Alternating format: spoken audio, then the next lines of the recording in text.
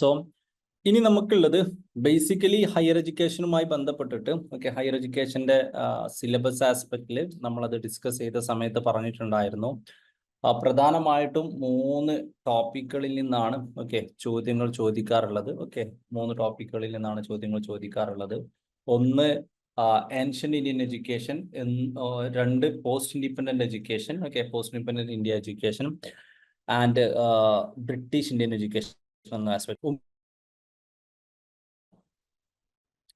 അതിൽ നമ്മൾ ancient Indian എഡ്യൂക്കേഷനുമായി ബന്ധപ്പെട്ടിട്ടുള്ള കുറച്ച് കാര്യങ്ങളാണ് നമ്മൾ ഡിസ്കസ് ചെയ്തിട്ടുള്ളത്, അല്ലെ. പിന്നെ ഇനി നമുക്ക് ഉണ്ടാവുക ടെക്നിക്കലി ഇനി മിഡീവൽ എഡ്യൂക്കേഷനെ കുറിച്ച് അങ്ങനെ ക്വസ്റ്റ്യൻ ചോദിക്കാറില്ല. Post Indian education, post independent Indian എഡ്യൂക്കേഷനെ കുറിച്ചാണ് പിന്നീട് കൂടുതലായിട്ട് ക്വസ്റ്റ്യൻസ് ചോദിക്കാറുള്ളത്. സോ അതായത് ഏൻഷ്യന്റ് ഇന്ത്യൻ എഡ്യൂക്കേഷൻ കഴിഞ്ഞാൽ ഇൻഡിപെൻഡൻസിന് ശേഷമുള്ള ഇന്ത്യൻ എഡ്യൂക്കേഷൻ സിസ്റ്റം എന്നുള്ളതാണ് ബേസിക്കലി അവിടെ ചോദിക്കുന്നത്. സോ അതിൽ നമുക്ക് ഈവൻ ദോ സിലബസിൽ പോസ്റ്റ് ഇൻഡിപെൻഡന്റ് എന്നാണെങ്കിൽ പോലും എക്സാമിന് അവർ പലപ്പോഴും പ്രീ ഇൻഡിപെൻഡന്റ്, അതായത് ബ്രിട്ടീഷുകാരുടെ കാലത്തെ ഇന്ത്യയെ കുറിച്ചിട്ടുള്ള ചോദ്യങ്ങൾ ചോദിക്കാറുണ്ട്. ബ്രിട്ടീഷുകാരുടെ കാലത്തെ ഇന്ത്യയെ കുറിച്ചിട്ടുള്ള ക്വസ്റ്റ്യൻസ് അവർ ചോദിക്കാറുണ്ട്. അപ്പൊ നമുക്ക് ഇനി പഠിക്കാനുണ്ടാവുക 3 സംഭവങ്ങളായിരിക്കും ഉണ്ടാവുക. ഒന്ന് ബ്രിട്ടീഷ് ഇന്ത്യൻ സിസ്റ്റത്തിലെ എഡ്യൂക്കേഷൻ സിസ്റ്റത്തെ കുറിച്ച്. രണ്ടാമത്തെ ആസ്പെക്ട് നമുക്ക് ഉണ്ടാവുക പോസ്റ്റ് ഇൻഡിപെൻഡന്റ് കാലത്തെ എഡ്യൂക്കേഷനെ കുറിച്ച്, രാധാകൃഷ്ണൻ കമ്മീഷൻ, മുതലിയാർ കമ്മീഷൻ പോലെയുള്ള ആസ്പെക്റ്റുകൾ. പിന്നെ ഉള്ളത് ന്യൂ എഡ്യൂക്കേഷൻ പോളിസി. ഈ 3 ടോപ്പിക്കുകളാണ് നമുക്ക് ബേസിക്കലി ഇനി പഠിക്കാനുണ്ടാവുക. ഇതില് ഓർഡർ പ്രകാരം ശരിക്ക് ബ്രിട്ടീഷ് കാല India, post independent India and new education policy എന്നുള്ളതാണ്. പക്ഷെ ഞാൻ ഇന്ന് ആ ഒരു ഓർഡറിലല്ല പറയുന്നത്, ഞാൻ ന്യൂ എഡ്യൂക്കേഷൻ പോളിസിയാണ് പറയുന്നത്. ബിക്കോസ് ബ്രിട്ടീഷ് കാല ഇന്ത്യയിൽ ഇപ്രാവശ്യം കുറച്ചുകൂടി ചോദിച്ചിട്ടുണ്ട്. അപ്പോൾ അത് ഒന്നുകൂടി ഒന്ന് പ്രിപ്പയർ ചെയ്തിട്ട് നന്നായിട്ട് ക്ലാസ് എടുക്കണമെന്ന് കരുതുന്നു. That I will be taking tomorrow. നാളെ നമ്മളത് കവർ ചെയ്യുന്നതായിരിക്കും. ഇന്ന് നമ്മൾ ന്യൂ എഡ്യൂക്കേഷൻ പോളിസി എന്നുള്ള ഒരു ഈസി ആയിട്ടുള്ള, അല്ലെങ്കിൽ ഹയർ എഡ്യൂക്കേഷൻ കഴിഞ്ഞ കുറച്ച് കാലങ്ങളായിട്ട് ഏറ്റവും കൂടുതൽ ക്വസ്റ്റ്യൻസ് വരുന്ന ടോപ്പിക് ന്യൂ എഡ്യൂക്കേഷൻ പോളിസിയാണ്. ന്യൂ എഡ്യൂക്കേഷൻ പോളിസി ആയിരിക്കും നമ്മളിന്ന് ഡിസ്കസ് ചെയ്യുന്നത്. That's a first thing. 5 year പ്ലാനുകളിൽ നിന്ന് ക്വസ്റ്റ്യൻസ് വരാറുണ്ടോ എന്ന് ചോദിച്ചാൽ, 5 ഇയർ പ്ലാൻസ് ഇമ്പോർട്ടൻ്റ് ആണോ എന്ന് ചോദിച്ചാൽ, കഴിഞ്ഞ കുറച്ച് കാലങ്ങളായിട്ട് 5 ഇയർ പ്ലാൻസ് കുറച്ച് ക്വസ്റ്റ്യൻസ് ചോദിക്കാറുണ്ട്. കുറച്ച് കഴിഞ്ഞ വർഷം അല്ല അതിന് മുമ്പത്തെ വർഷം. അപ്പോൾ അത് കീ ആയിട്ടുള്ള 5 ഇയർ പ്ലാൻസ് റിലേറ്റഡ് ആയിട്ടുള്ള സംഭവങ്ങൾ പിന്നീട് നമ്മൾ PYQന്റെ ഭാഗമായിട്ടൊക്കെ നമ്മളത് ഡിസ്കസ് ചെയ്യുന്നതായിരിക്കും. Basically new education policy already നിങ്ങൾക്ക് റെക്കോർഡിങ്സിൽ ഡിസ്കസ് ചെയ്തിട്ടുള്ളതാണ്. ആരോ ചോദിക്കുന്നുണ്ട് റെക്കോർഡിങ്ങിൽ ഡിസ്കസ് ചെയ്തിട്ടുള്ളത് കാണേണ്ടതുണ്ടോ എന്ന് ചോദിച്ചാൽ, ബേസിക്കലി ഓൾമോസ്റ്റ് സെയിം ആയിരിക്കും. നിങ്ങളത് കാണണം നിർബന്ധമൊന്നുമില്ല. സെഷൻ വേണമെങ്കിൽ സ്കിപ്പ് ചെയ്യാം. But will be discussing some PYQ questions also. PYQ ക്വസ്റ്റ്യൻസും നമ്മൾ ഡിസ്കസ് ചെയ്യുന്നതായിരിക്കും ഹോപ്പ്ഫുള്ളി. So will start. ഞാൻ എപ്പോഴും പറയുന്ന പോലെ പറ്റാവുന്ന മനുഷ്യന്മാരൊക്കെ വീഡിയോയിൽ വരാം. That will really help. അപ്പം എഡ്യൂക്കേഷൻ പോളിസി എന്ന് പറയുമ്പോൾ ഏതൊരു രാജ്യത്തെയും എഡ്യൂക്കേഷണൽ ഫ്രെയിംവർക്കിന് വേണ്ടിയിട്ട് ഉണ്ടാക്കപ്പെടുന്ന, അല്ലെങ്കിൽ എഡ്യൂക്കേഷൻ സിസ്റ്റംസ് ഫോളോ ചെയ്യണമെന്ന് ആഗ്രഹിക്കുന്ന ഒരു സെറ്റ് ഓഫ് പോളിസിയാണ് നമ്മൾ എഡ്യൂക്കേഷൻ പോളിസീസ് എന്ന് പറയുന്നത്. അപ്പൊ ഇന്ത്യയെ സംബന്ധിച്ച് സോഫ 3 എഡ്യൂക്കേഷൻ പോളിസിയാണ് ഉണ്ടായിട്ടുള്ളത്. ഫസ്റ്റ് ഒരു 1968 എഡ്യൂക്കേഷൻ പോളിസി ഉണ്ടായിട്ടുണ്ട്. പിന്നെ 1986 എഡ്യൂക്കേഷൻ പോളിസി ഉണ്ടായിട്ടുണ്ട്. പിന്നെ 2020 ഒരു തേർഡ് എഡ്യൂക്കേഷൻ പോളിസി ഉണ്ടായിട്ടുണ്ട്. ഒരു തേർഡ് എഡ്യൂക്കേഷൻ പോളിസി ഉണ്ടായിട്ടുണ്ട്. ഇതാണ് അതിലെ ഏറ്റവും ബേസിക് ആയിട്ട് എഡ്യൂക്കേഷൻ പോളിസിയുടെ ഒരു വാട്ട് വി കൻ സേ ഒരു ഇനീഷ്യൽ ഇൻട്രൊഡക്ഷൻ ആസ്പെക്റ്റിൽ തന്നെ നമുക്ക് പറയാനുള്ളത്. ഇങ്ങനെയാണ് 3 എണ്ണം ഉള്ളത്. ഇനിയുള്ളൊരു കേസ്, എവിടെയാണ് എഡ്യൂക്കേഷൻ പോളിസി ഇമ്പോർട്ടൻ്റ് ആവുന്നതെന്ന് ചോദിച്ചാൽ, ഇതിൻ്റെ കുറേ സോഷ്യോ ഇമ്പോർട്ടൻസിലേക്കൊന്നും ഞാൻ പോകുന്നില്ല. കാരണം നമ്മളെ സംബന്ധിച്ച് ഇതൊരു ഒബ്ജക്റ്റീവ് എക്സാം ആയതുകൊണ്ട് കുറച്ചുകൂടി ഫാക്ച്വൽ ആസ്പെക്റ്റിലേക്ക് നമുക്ക് ഡിസ്കഷൻ്റെ ആവശ്യമുള്ളൂ. ബട്ട് സ്റ്റിൽ ഒരു എഡ്യൂക്കേഷൻ സിസ്റ്റം ഇൻട്രസ്റ്റഡ് ആവുക എന്നുള്ളതും, ഒരു എഡ്യൂക്കേഷൻ സിസ്റ്റത്തിലെ ആളുകൾ സിസ്റ്റത്തിന് ക്യാപ്പബിൾ ആവുക എന്നുള്ളതും അല്ലെങ്കിൽ ഫ്യൂച്ചർ റെഡി ആവുക എന്നുള്ളതും ഒക്കെ അതിൻ്റെ എഡ്യൂക്കേഷൻ പോളിസിയുമായി ബന്ധപ്പെട്ടിട്ട് ഡിസൈഡ് ചെയ്യപ്പെടുന്ന ഒരു കാര്യമാണ്. ഓക്കെ എന്നുള്ളതാണ്. അപ്പോൾ നമ്മളെപ്പോഴും പറയാറുണ്ടല്ലോ, ഇന്ത്യൻ, വെറുതെ ചോദിക്കാം, ഒരു 5 minutes we can have smart. Indian education സിസ്റ്റത്തിന്റെ പ്രശ്നം എന്താണ്? ജസ്റ്റ് ഒന്ന് ചാറ്റ് ബോക്സിൽ പറയാൻ പറ്റുമോ? What you feel? എന്തുകൊണ്ടാണ് നമുക്ക് പഠിക്കാൻ, ഞാൻ എപ്പോഴും പറയുന്ന പോലെ, ഓക്കെ, ഇന്ത്യൻ എഡ്യൂക്കേഷൻ സിസ്റ്റത്തിന്റെ പ്രശ്നം എന്താണ്? സ്പൂൺ ഫീഡിങ് ആണ്, ബുക്സ് ബേസ്ഡ് ആണ്, ബുക്കിഷ് ആണ്, ഔട്ട്ഡേറ്റഡ് സിലബസ് ആണ്, റിട്ടേൺ എക്സാം ആണ്, ഓക്കെ, തിയറി ബേസ്ഡ് ആണ്. Yeah, this is chat. Okay. Yeah, political theories oriented, critical thinking exam oriented. Okay. Yeah. കുറെ റീസണുകൾ നമുക്കറിയാം. ഓക്കെ, അതായത് മെമ്മറൈസിങ്, റോഡ് ലേണിംഗ് എന്നൊക്കെ പറയുന്ന ആസ്പെക്റ്റിലേക്കുള്ള ഒരു എഡ്യൂക്കേഷൻ പോളിസിയാണ് നമുക്കുള്ളത്. പക്ഷെ കഴിഞ്ഞ കുറച്ച് കാലങ്ങളായിട്ട് ചെറിയ ചില മാറ്റങ്ങളുണ്ട് അല്ലെ, ചെറിയ ചില മാറ്റങ്ങൾ ഇതുമായി ബന്ധപ്പെട്ടിട്ടുണ്ട്. ബട്ട് സ്റ്റിൽ ഒരു പരിധിക്കപ്പുറത്തേക്കില്ല.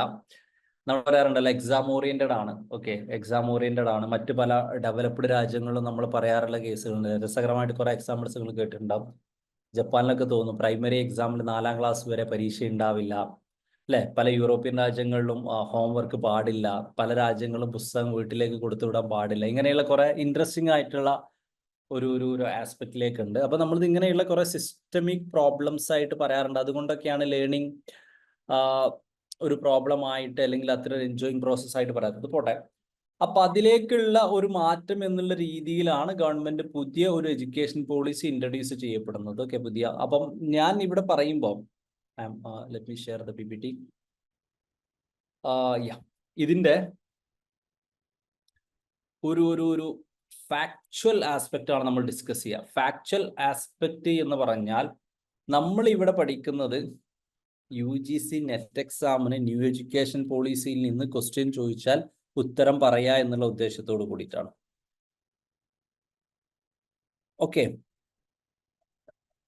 ഉദ്ദേശത്തോട് കൂടിയിട്ടാണ് എന്ന് പറഞ്ഞാൽ ന്യൂ എഡ്യൂക്കേഷൻ പോളിസിയെ കുറിച്ച് പല ആളുകൾക്കും പല അഭിപ്രായ വ്യത്യാസങ്ങളുണ്ട്.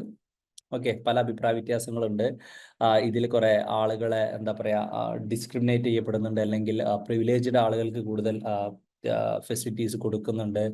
ഡിപ്രൈവ്ഡ് ആയിട്ടുള്ള ആളുകൾ അത് നെഗറ്റീവായിട്ട് ബാധിക്കാൻ സാധ്യതയുണ്ട്. ഇങ്ങനെയുള്ള കുറെ മേ ബി നിങ്ങൾ കുറച്ച് സീരിയസ് ആയിട്ട് ന്യൂ എഡ്യൂക്കേഷൻ പോളിസി ഒക്കെ പഠിച്ച ഒരാളാണെങ്കിൽ, നിങ്ങൾ എഡ്യൂക്കേഷൻ ബാക്ക്ഗ്രൗണ്ടോ അല്ലാതെ തന്നെ പൊളിറ്റിക്കലി കുറച്ചൊക്കെ നോക്കിയ ആളുകളാണെങ്കിൽ നിങ്ങൾക്ക് അതിന്റെ കൺസേൺസ് മനസ്സിലാവും.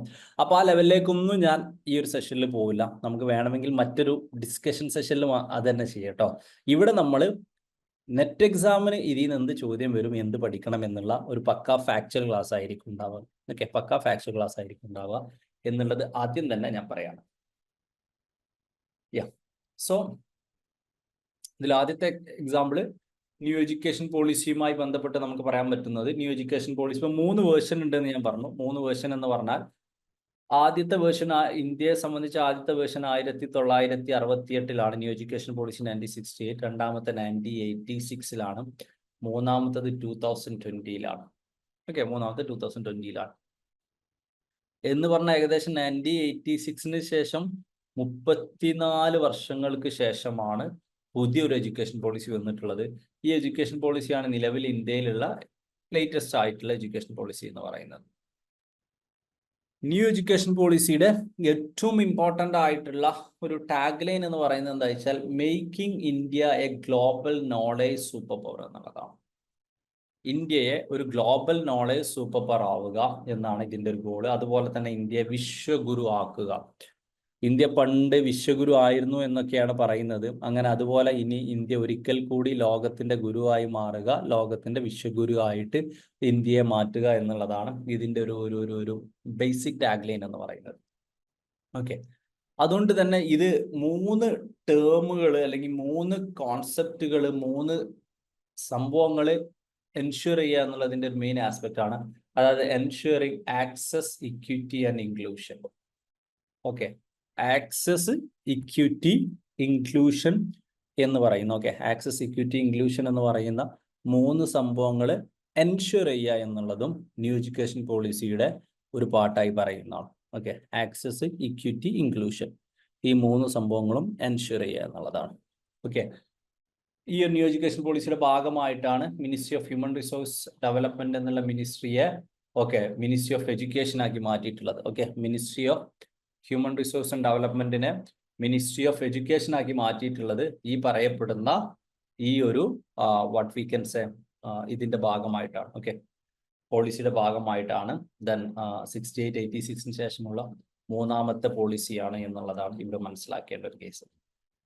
അപ്പം ഇത് ഇനി നമ്മളിത് പഠിക്കുമ്പോൾ നമ്മൾ ഇതിനെ basically we will B learning in 2 level. That means which means will be learning it in school level as well as higher education level. School ലെവലിൽ എന്താണ് ന്യൂ എഡ്യൂക്കേഷൻ പോളിസിയുമായി ബന്ധപ്പെട്ടിട്ടുണ്ടാവുന്നത് എന്നുള്ളത് ചോദിക്കും. അതുപോലെ തന്നെ ഹയർ എഡ്യൂക്കേഷൻ ആസ്പെക്റ്റിൽ ന്യൂ എഡ്യൂക്കേഷൻ പോളിസിയുമായി ബന്ധപ്പെട്ടിട്ട് എന്താണുള്ളതെന്ന് നോക്കും. ഞാൻ പറയുന്ന ഓരോരോ വാക്കുകളും ഇതിലെ സംഭവങ്ങളും ശ്രദ്ധിച്ച് നോക്കുക, ഇപ്പം തന്നെ പഠിക്കുക. ഇന്ന് തന്നെ നമ്മൾ ഹോപ്പ്ഫുള്ളി ഇതിന്റെ PYQ ക്വസ്റ്റ്യൻ ഡിസ്കസ് ചെയ്യും. ആ സമയത്ത് എത്രത്തോളം നിങ്ങൾക്ക് ഇത് പഠിക്കാൻ പറ്റി എന്നുള്ളത് നമുക്ക് അസസ് ചെയ്യാൻ പറ്റും കേട്ടോ. Ensuring access, equity and inclusion. Access, equity and inclusion. When it comes to school educationുമായി ബന്ധപ്പെട്ടിട്ടുള്ള ഏറ്റവും ഇമ്പോർട്ടൻ്റ് ആയിട്ടുള്ള സജഷൻ എന്താ പറയുന്നതെന്ന് വെച്ചാൽ, പ്രീ സ്കൂൾ മുതൽ സെക്കൻഡറി ലെവൽ വരെ യൂണിവേഴ്സലൈസേഷൻ, അതായത് 100% ആളുകളും സ്കൂളിൽ ചേരുക ബൈ 2030. ആദ്യത്തെ ക്വസ്റ്റ്യൻ ആണ്, 2030 ആവുമ്പോഴേക്കും സെക്കൻഡറി ലെവൽ വരെ 100% ഗ്രോസ് എൻറോൾമെന്റ് റേഷ്യോ ഉണ്ടാവുക. 2030 ആവുമ്പോഴേക്കും സെക്കൻഡറി ലെവൽ വരെ 100% ഗ്രോസ് എൻറോൾമെന്റ് റേഷ്യോ ഉണ്ടായിരിക്കുക. ഇതാണ് ഫസ്റ്റ് ആസ്പെക്ട് എന്ന് പറയുന്നത്. ഇതാണ് ഫസ്റ്റ് ആസ്പെക്ട് എന്ന് പറയുന്നത്. 2030 ആവുമ്പോഴേക്കും 100% ഗ്രോസ് എൻറോൾമെന്റ്. ഇതിൽ എന്തൊക്കെ ഇമ്പോർട്ടൻ്റ് ആണെന്ന് ചോദിച്ചാൽ 100% എന്നുള്ളത് ഇമ്പോർട്ടൻ്റ് ആണ്. അതുപോലെ തന്നെ ഇമ്പോർട്ടൻ്റ് ആണ് ഇയർ 2030 ആവുമ്പോഴേക്കുമാണ് 100% ഉള്ളത്. അടുത്തൊരു ആസ്പെക്ട് ആണ് ഔട്ട് ഓഫ് സ്കൂളിൽ പോയിട്ടുള്ള അല്ലെങ്കിൽ സ്കൂളിൽ നിന്ന് ഡ്രോപ്പ് ഔട്ട് ആയിട്ടുള്ള 2 കോടിയോളം കുട്ടികളെ തിരിച്ച് ഓപ്പൺ സ്കൂളിംഗ് സിസ്റ്റത്തിലേക്ക് കൊണ്ടുവരിക. അടുത്തൊരു ആസ്പെക്ട് ആണ് the most important one, this one. As of now Indian education system ഉള്ളത് 10+2 എന്നുള്ള ഒരു സൈക്കിളിലാണ്. ഈ 10+2 എന്നുള്ള സൈക്കിളിൽ നിന്ന് മാറിയിട്ട് that has to be changed to 4+3+3+5. 4+3+3+5 എന്നുള്ള ഒരു ലെവലിലേക്ക് മാറ്റുക. 4+3+3+5 എന്നുള്ള ഒരു ലെവലിലേക്ക് മാറ്റുക എന്നുള്ളതാണ് അടുത്ത ഇതിന്റെ ഏറ്റവും ഇമ്പോർട്ടൻ്റ് ആയിട്ടുള്ള ഒരു ആസ്പെക്ട് എന്ന് പറയുന്നത്.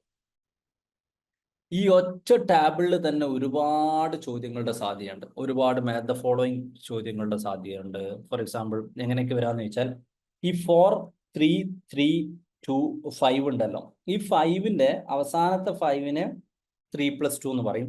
ഈ 3 എന്ന് പറഞ്ഞാൽ 3 വയസ്സ് മുതൽ 6 വയസ്സ് വരെയാണ്. ഈ 2 എന്ന് പറഞ്ഞാൽ 6 മുതൽ 8 വരെയാണ്, ക്ലാസ് 1 and 2 ആണ്. ഈ 3 എന്ന് പറഞ്ഞാൽ 8 to 11 ആണ്. ഈ 3 എന്ന് പറഞ്ഞാൽ 11 to 14 ആണ്. ഈ 4 എന്ന് പറഞ്ഞാൽ വി ഹാവ് 14 to 18 ആണ് ആ ഒരു ഏജ് ലിമിറ്റ്. ഈ ഒരു സ്റ്റേജിന് ആദ്യത്തെ 5 വർഷത്തെ ഫൗണ്ടേഷണൽ ഏജ് എന്ന് പറയും, രണ്ടാമത്തെ 3 വർഷത്തെ പ്രിപ്പറേറ്ററി എന്ന് പറയും, അടുത്തതിനെ മിഡിൽ എന്ന് പറയും, അടുത്തതിനെ സെക്കൻഡറി എന്ന് പറയും. അടുത്തതിനെ നമ്മൾ സെക്കൻഡറി എന്ന് പറയും.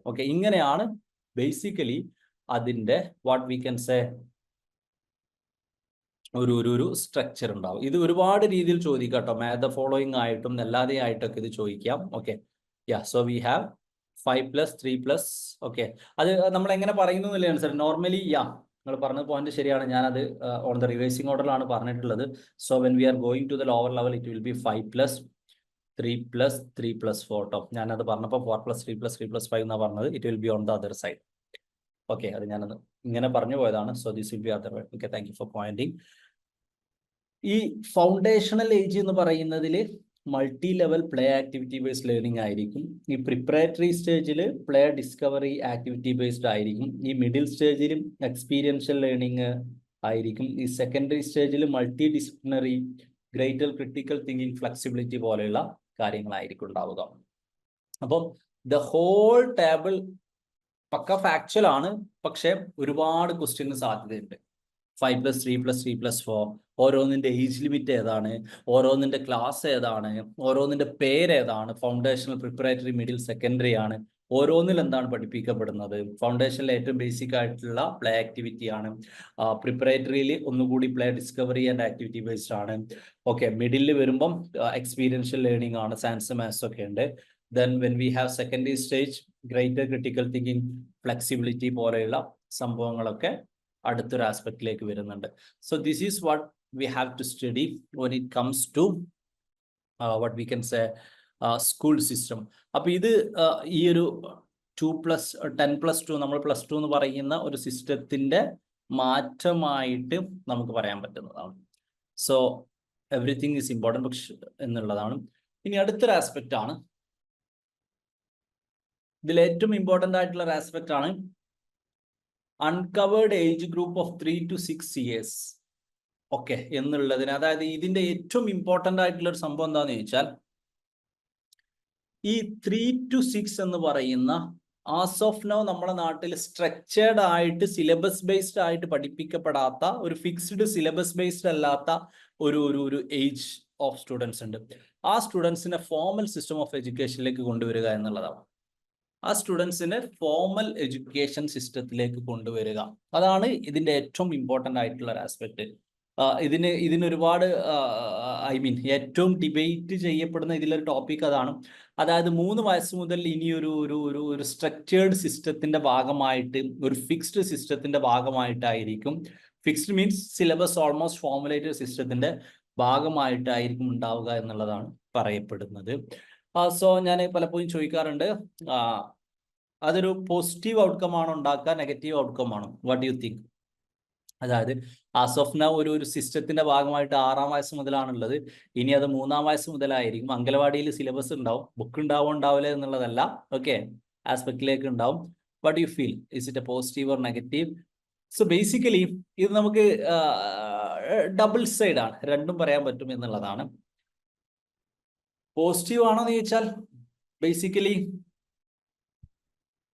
യൂസ് ചെയ്യാൻ പറ്റുകയാണെങ്കിൽ പോസിറ്റീവ് ആണ്. കാരണം നമുക്കറിയാം, ഒരാളുടെ ഏറ്റവും ഇമ്പോർട്ടൻ്റ് ആയിട്ടുള്ള ബ്രെയിൻ ഡെവലപ്മെന്റ് സ്റ്റേജ് ആദ്യത്തെ 3 വർഷമാണ്, 4 വർഷമാണ്, 5 വർഷമാണ്, അങ്ങനെ പല പഠനങ്ങളുണ്ട് അല്ലെ. ആദ്യത്തെ 1000 ദിവസമാണ്, ഒക്കെ ഇമ്പോർട്ടൻ്റ് തന്നെയാണ് കേട്ടോ, ഒക്കെ ഇമ്പോർട്ടൻ്റ് തന്നെയാണ്. അപ്പൊ നമുക്കറിയാലോ, അപ്പൊ ആ ഒരു സ്റ്റേജിൽ എന്തുകൊണ്ടാണ് ഇപ്പൊ നമ്മൾ പറയാറില്ലേ, നല്ല എഡ്യൂക്കേറ്റഡ് ആയിട്ടുള്ള, അതായത് പാരന്റിങ് അറിയാവുന്ന ആളുകളുടെ ചിൽഡ്രൻ കുറച്ചുകൂടി ബെറ്റർ ആയിട്ട് അക്കാഡമിക്കലി പെർഫോം ചെയ്യാനുള്ള സാധ്യത കൂടുതലാണ്. കാരണം ആദ്യത്തെ 3-4 വയസ്സുകളിൽ കുട്ടികളെ ഏറ്റവും നന്നായിട്ട് എങ്ങനെ എന്താ പറയാ ഒരു പാരന്റിങ് ചെയ്യാം എന്നുള്ളൊരു ആസ്പെക്ട് അവർക്ക് അറിയാം. ഓക്കെ, അതുകൊണ്ടാണ് പലപ്പോഴും നല്ല പഠിക്കുന്ന പാരൻസിന്റെ കുട്ടികൾ മോശമില്ലാതെ പഠിക്കുന്ന കുട്ടികളാവുന്നത് എന്താന്ന് ചോദിച്ചാൽ, ഫോർമൽ സിസ്റ്റത്തിന് മുമ്പുള്ള സിസ്റ്റത്തിൽ അവരത് വർക്കൗട്ട് ചെയ്യപ്പെടും എന്നുള്ളതാണ്. ഓക്കെ, അവരത് വർക്കൗട്ട് ചെയ്യപ്പെടുന്നുള്ളത്. അപ്പോൾ ലോകത്ത് എല്ലായിടത്തും ഉള്ളതാണ് കേട്ടോ. ഓക്കെ, ലോകത്ത് എല്ലായിടത്തും ഉള്ളതാണ് എന്നുള്ളതാണ്. ഓക്കെ, പാരന്റിങ് അറിയാത്ത, ടീച്ചിങ് ആസ്പെക്റ്റിലേക്ക് അറിയാത്ത, അപ്പൊ നമ്മൾ പറയാറുണ്ടല്ലോ, ബേസിക് സിമ്പിൾ ലോജിക്ക് പറയാം. ഓർമ്മശക്തി എന്താണെന്ന് ചോദിച്ചാൽ, ഓർമ്മശക്തി സിനാപ്സുകളാണ്. സിനാപ്സുകൾ എന്ന് പറഞ്ഞാൽ നമ്മളെ ന്യൂറോൺസുകൾ, നമ്മളെ കണക്ഷനാണ്. ബയോളജിക്കലി ഒരു സിമ്പിൾ സാധനമായിട്ട് പറയുന്നതാണ്. ഇപ്പൊ ചെറിയ കുട്ടികളോട് നമ്മൾ പറയാറുണ്ടല്ലോ, കുറെ കഥകൾ പറഞ്ഞിട്ട് കഥകൾ റിപ്പീറ്റ് ചെയ്തിട്ട് പറയുന്ന, അല്ലെങ്കിൽ അങ്ങനെയുള്ള പല ആസ്പെക്റ്റുകളിൽ കുട്ടികളുടെ മെമ്മറി പവറിൽ കൂടുതൽ ഉണ്ടാവാൻ സാധ്യതയുണ്ട് എന്നാണ് പറയപ്പെടുന്നത്. ഓക്കെ, സോ അതാണ് അതിന്റെ ഒരു ആസ്പെക്റ്റിലേക്ക് വരുന്നത്. അപ്പൊ ഇപ്പൊ ഇങ്ങനെ സിസ്റ്റംസ് ഉണ്ട്, 3ാം വയസ്സിലെ ചേർത്തുന്നുണ്ട് എന്ന് പറഞ്ഞാൽ, ഇതും പുതുതായിട്ടുള്ള ബന്ധം എന്താ വെച്ചാൽ, ഇപ്പൊ നമ്മൾ 3ാം വയസ്സിലെ ചേർത്തുന്ന സിസ്റ്റത്തിന് ഒരു സെൻട്രലൈസ്ഡ് ഗവൺമെന്റ് സിലബസോ ഗവൺമെന്റ് മെക്കാനിസോ അല്ല. ചിലപ്പോൾ നിങ്ങൾ മോണ്ടിസോറിയിൽ ചേർത്തും അതിനൊരു മോണ്ടിസോറി സിസ്റ്റം ആയിരിക്കും. ചിലരുടേതായ ഒരു എക്സ്പെരിമെന്റൽ സിസ്റ്റം ആയിരിക്കും, ചിലരുടേതായ ഒരു കളിയുടെ സിസ്റ്റം ആയിരിക്കും. ചിലർ 3ാം വയസ്സിലെ ABCDയും ഹിന്ദിയും പഠിപ്പിച്ചു തുടങ്ങും. ചിലർ ഡിഫറെന്റ് സെറ്റ് ഓഫ് സ്കൂളുകളാണ്. അതിനൊരു കോമൺ സിസ്റ്റം അല്ല എന്നുള്ളതാണ് പറഞ്ഞത്.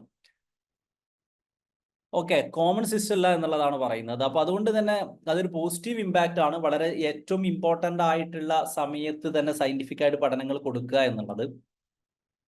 അതേസമയം അതിന് ഒരുപാട് നെഗറ്റീവ് ഇമ്പാക്റ്റുകൾ ഉണ്ടാവാൻ സാധ്യതയുണ്ട്. കാരണം ഏറ്റവും വൾണറബിൾ ആയിട്ടുള്ള ഒരു ഏജാണ് 3 years, 4 years, 5 years എന്നൊക്കെ പറയുന്നത്. ആ വൾണറബിൾ ഏജിലേക്ക് ഒരു സിസ്റ്റം കൊണ്ടുവരികയും ഒരു സിലബസ് കൊണ്ടുവരികയും ഇന്ത്യൻ സിസ്റ്റം പ്രകാരമായിട്ട് ചിലപ്പോൾ ഒരു പരീക്ഷ കൊണ്ടുവരികയൊക്കെ ചെയ്താൽ ഓക്കെ, അതിനെക്കുറിച്ച് പ്രോപ്പർലി ട്രെയിൻഡ് ആയിട്ടുള്ള ടീച്ചേഴ്സ് അല്ല നാട്ടിലുള്ളതെങ്കിൽ, ഓക്കെ, നാട്ടിലുള്ളതെങ്കിൽ ആ സമയത്ത് അവർക്ക് കിട്ടുന്ന ആ ട്രോമാറ്റിക് എക്സ്പീരിയൻസ് ത്രൂ ഔട്ട് ലൈഫിൽ ഉണ്ടാവും. ഓക്കെ, ചെറിയ കുട്ടികളുടെ പ്രത്യേകത എന്താ വെച്ചാൽ നമുക്ക് ഏറ്റവും ഡെവലപ്പ് ചെയ്യാൻ പറ്റുന്ന ഫേസ് ആണ്, ഏറ്റവും നെഗറ്റീവ് ഡെവലപ്പ് ചെയ്ത ഏറ്റവും ട്രോമാറ്റിക് എക്സ്പീരിയൻസ് ഉണ്ടാവാൻ സാധ്യതയുള്ള ഫേസ് ആണ്.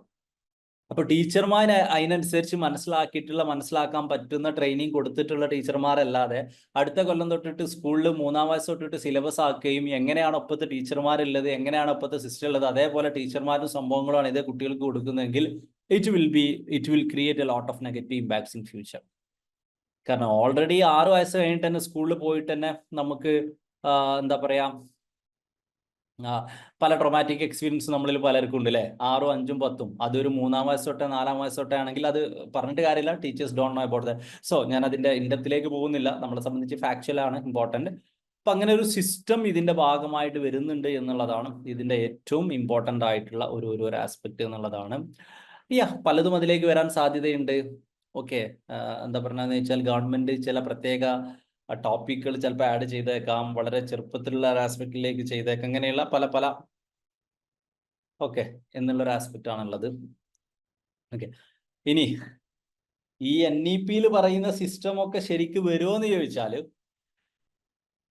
NEP പറയുന്ന എല്ലാ കാര്യങ്ങളും ഇന്ത്യയിൽ ഇമ്പാക്ട് ചെയ്യപ്പെടും എന്ന് പറഞ്ഞിട്ട് ഏത് കൊല്ലാകുമ്പോഴത്തേനും മന്ത്രി അതൊക്കെ ഇംപ്ലിമെന്റ് ചെയ്യുമെന്ന് പറഞ്ഞാൽ അറിയോ? റീസെന്റ് ഏകദേശം 2040 ആകുമ്പോഴേക്കും ഇതൊക്കെ നിലവിൽ വരും എന്നുള്ളതാണ് ഈ അടുത്ത കാലത്ത് വിദ്യാഭ്യാസ മന്ത്രിയായിട്ട് പറഞ്ഞിട്ടുള്ളത്. അത് പറഞ്ഞത് 2040 കേട്ടോ. അപ്പൊ ഏകദേശം വരും എപ്പോഴാന്നുള്ളത് നിങ്ങൾക്ക് ഒരു ഐഡിയ ഉണ്ടാവില്ലേ? പല കാര്യങ്ങളും it may take time, but it will. Okay, it will have to. Okay, കാരണം ഇതിന്റെ ഭാഗമായിട്ട് കുറെ ഇംപ്ലിമെന്റ് ആയില്ലേ. MPhil ഇതിന്റെ ഒരു സജഷൻ ആണ്. MPhil almost ഇല്ലാണ്ടായില്ലേ. ഓക്കെ അല്ലേ. ഇപ്പൊ സൈക്കോളജി ഒക്കെ അപൂർവ സബ്ജക്റ്റുകളിലേ ഉള്ളൂ, അത് പിന്നെ എല്ലാ ആസ്പെക്റ്റിലേക്കും ഉണ്ടാവുമല്ലോ. ഓക്കെ, പിന്നെ 4-ഇയർ ഡിഗ്രി സ്റ്റാർട്ട് ചെയ്തു. ഇന്ത്യൻ എഡ്യൂക്കേഷൻ സിസ്റ്റത്തിൽ മാറ്റങ്ങൾ വരാൻ സമയം എടുക്കുമെന്ന് ചോദിച്ചാൽ, കഴിഞ്ഞ കുറച്ച് കാലങ്ങളായിട്ട് ഹയർ എഡ്യൂക്കേഷൻ സിസ്റ്റത്തിൽ മാറ്റങ്ങൾ ഉണ്ടാവാൻ സത്യം പറഞ്ഞാൽ ഒരു സമയം എടുക്കുന്നില്ല എന്നുള്ളതാണ് വലിയ പ്രശ്നം. പെട്ടെന്നൊരു ദിവസം നോട്ടിഫിക്കേഷൻ വന്നപ്പോഴാണ് നമ്മളൊക്കെ എന്ത് മനസ്സിലാക്കിയത്? ഇനി തൊട്ടിട്ട് ഇന്ത്യയിലെ PhD അഡ്മിഷൻ ഒക്കെ നെറ്റ് മാർക്കിന്റെ അടിസ്ഥാനത്തിലായിരിക്കും. ഒരു ദിവസം രാത്രി UGC ചെയർമാനായിട്ട് ട്വീറ്റ് ചെയ്തപ്പോഴാണ് ഈ നാട്ടിലെ ആൾക്കാരൊക്കെ അത് അറിഞ്ഞത്.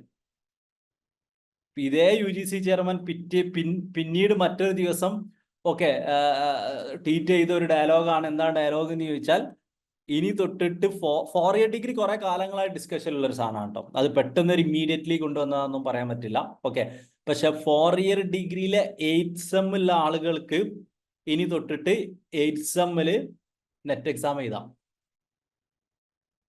ഓക്കെ, അതായത് 4-ഇയർ ഡിഗ്രി പഠിക്കുന്ന ആളുകൾക്ക് ഫൈനൽ ഇയർ ആകുമ്പോഴേക്കും ഓക്കെ നെറ്റ് എക്സാം എഴുതാം. നെറ്റ് എക്സാം എഴുതാം, JRF കിട്ടാൻ PhD ചെയ്യാം. അപ്പോ PG എന്താവും എന്നുള്ളത് അറിയില്ല കേട്ടോ. PGക്ക് പ്രസക്തി ഉണ്ടാവും എന്നുള്ളത് കണ്ടറിയണം. ഓക്കെ, കണ്ടറിയണം കോശി എന്നൊക്കെ പറഞ്ഞ പോലെ കണ്ടറിയണം. കാരണം ഡിഗ്രി ഫൈനൽ ഇയറിൽ തന്നെ നിങ്ങൾക്ക് നെറ്റ് എഴുതാൻ പറ്റുമെങ്കിൽ പിന്നെന്താ പ്രശ്നം?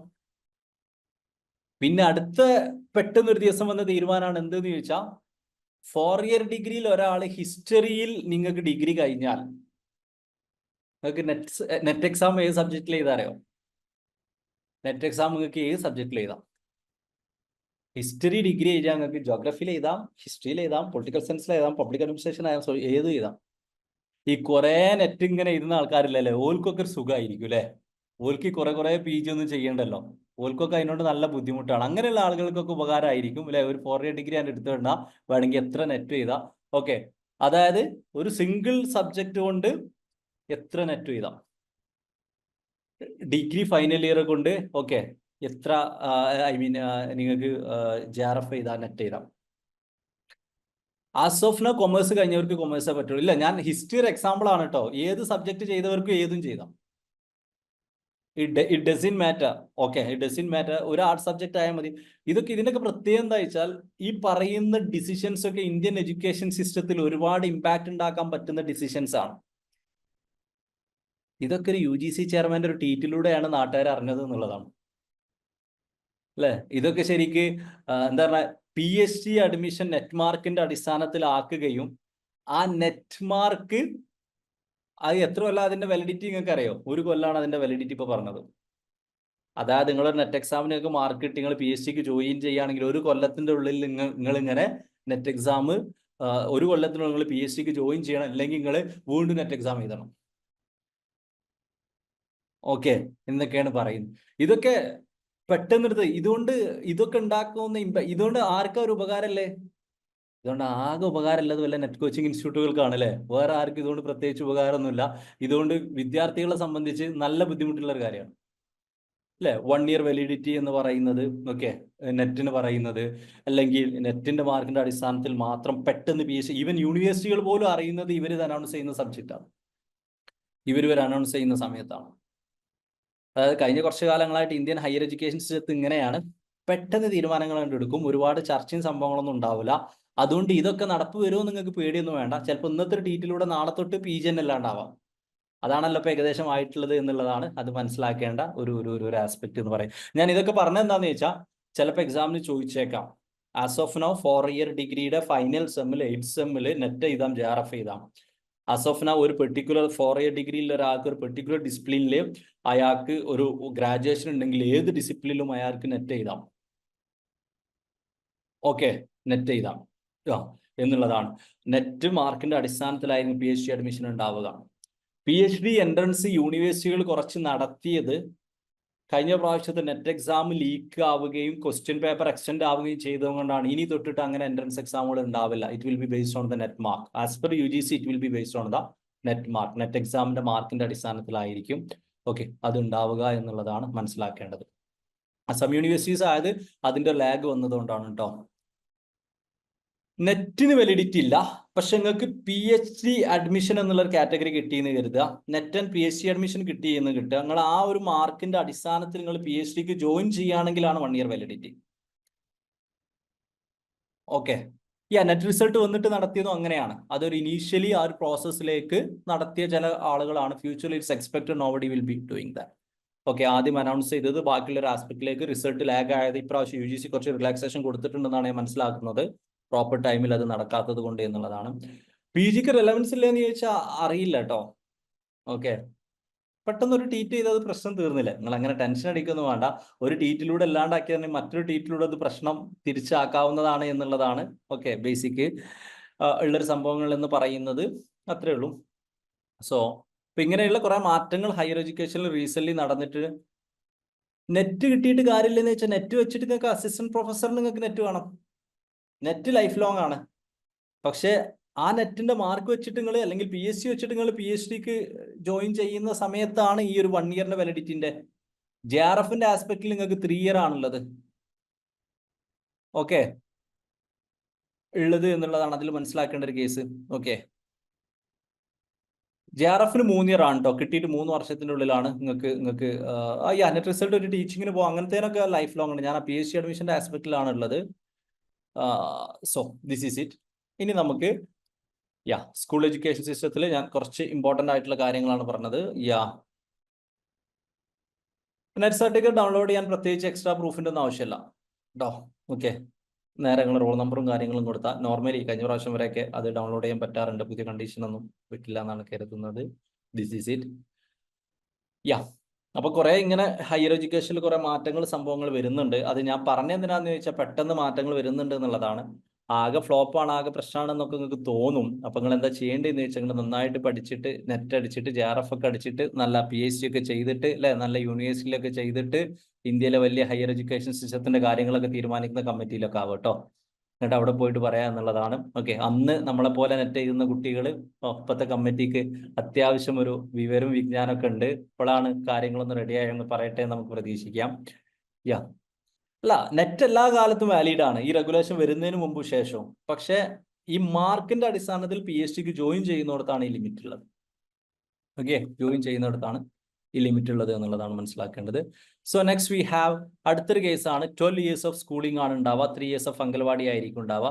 അടുത്തൊരു ഇമ്പോർട്ടന്റ് ആസ്പെക്ട് ആണ് teacher to be the locus of basic education reforms. എല്ലാ എഡ്യൂക്കേഷൻ റിഫോമിന്റെയും ഒരു ലോക്കസ് ടീച്ചർ ആയിരിക്കും എന്നാണ് ന്യൂ എഡ്യൂക്കേഷൻ പോളിസി പറയുന്നത്. ഓക്കെ, എല്ലാ എഡ്യൂക്കേഷൻ സിസ്റ്റത്തിന്റെയും ഒരു ലോക്കസ് ടീച്ചർ ആയിരിക്കും എന്നുള്ളതാണ് പറയുന്നത്. അടുത്തത് ക്ലാസ് 10, 12 എക്സാമുകൾ ഈസി ആക്കുക. അതുപോലെ തന്നെ മെമ്മറി ഫാക്റ്റുകൾ ഓക്കെ അപ്പുറത്തേക്കുള്ള കോമ്പിറ്റൻസീസ് മെഷർ ചെയ്യുക. എക്സാം 2 തവണ എടുക്കുക, ഓക്കെ 2 തവണ നടത്തുക എന്നുള്ളതൊക്കെയാണ്. ഇതും UGC ചെയർമാൻ മുമ്പ് ഒരു ഇന്റർവ്യൂവിൽ പറഞ്ഞതാണ് കേട്ടോ. ഓക്കെ, UGC ചെയർമാൻ മുമ്പ് ഒരു ഇന്റർവ്യൂവിൽ പറഞ്ഞതാണ്. ഇനി തൊട്ടിട്ട് UGC നെറ്റ് എക്സാമിന് വേണ്ടിയിട്ട് ഞങ്ങൾ അല്ലെ critical thinking okay and decision making based ആയിട്ടുള്ള ക്വസ്റ്റ്യൻസ് ആണ് ചോദിക്കേണ്ടത്. ഇനിയുള്ള കാലത്ത് അതാണ് വേണ്ടത് എന്ന് ഓക്കെ UGC ചെയർമാനും പറഞ്ഞിട്ടുണ്ട്. അത് പറഞ്ഞ് അടുത്ത മാസം നടന്ന എക്സാമിനാണ് ഫുള്ള് ക്രോണോളജി ചോദിച്ചു കേട്ടോ. ഓക്കെ, ഫുള്ള് ക്രോണോളജി താഴെ പറയുന്ന കോളേജുകൾ ഇത് ചെയ്തിട്ടുള്ള വർഷം ഏതാണ്, തുടങ്ങിയിട്ടുള്ള വർഷം ഏതാണ്, അവസാനിച്ചിട്ടുള്ള വർഷം ഏതാണെന്നൊക്കെ പറഞ്ഞിട്ടുള്ളത്. ഓക്കെ, ബേസിക്കലി അതിന് ശേഷമാണ് തുടങ്ങിയിട്ടുള്ളത്. അദ്ദേഹം പറഞ്ഞത് ചോദ്യത്തോലെ അറിയാത്തത് കൊണ്ടായിരിക്കാം. ഓക്കെ, പക്ഷെ ഇത് കാലങ്ങളായിട്ട് പറയുന്നതാണ്.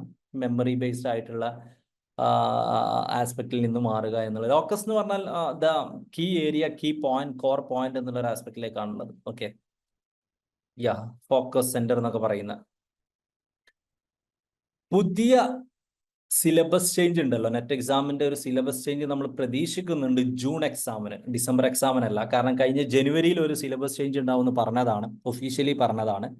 അപ്പൊ അത് ജൂണിന് വന്നിട്ടില്ല. അപ്പൊ നമ്മൾ ഡിസംബറിന് പ്രതീക്ഷിച്ചിരുന്നു. പക്ഷെ ജൂൺ എക്സാം ലീക്ക് ആവുകയും കുറച്ച് എക്സ്റ്റെൻഡ് ചെയ്യുകയും ചെയ്തത് കൊണ്ട്, സമയമില്ലാത്തത് കൊണ്ടാണ് അനൗൺസ് ചെയ്യാത്തത് എന്നുള്ളതാണ്. നമ്മൾ പ്രതീക്ഷിക്കുന്നത് വരുന്ന ജൂൺ എക്സാമിന് സിലബസ് മാറാൻ സാധ്യതയുണ്ട് എന്നുള്ളതാണ്. ആ മാറ്റത്തിൽ ചിലപ്പോൾ എക്സാമിന്റെ സിസ്റ്റം മൊത്തം മാറാൻ സാധ്യതയുണ്ട്. Okay, critical thinking, decision making, okay deeper comprehension, ഈ 3 സംഭവങ്ങളാണ് അദ്ദേഹം പറഞ്ഞിട്ടുള്ളത്.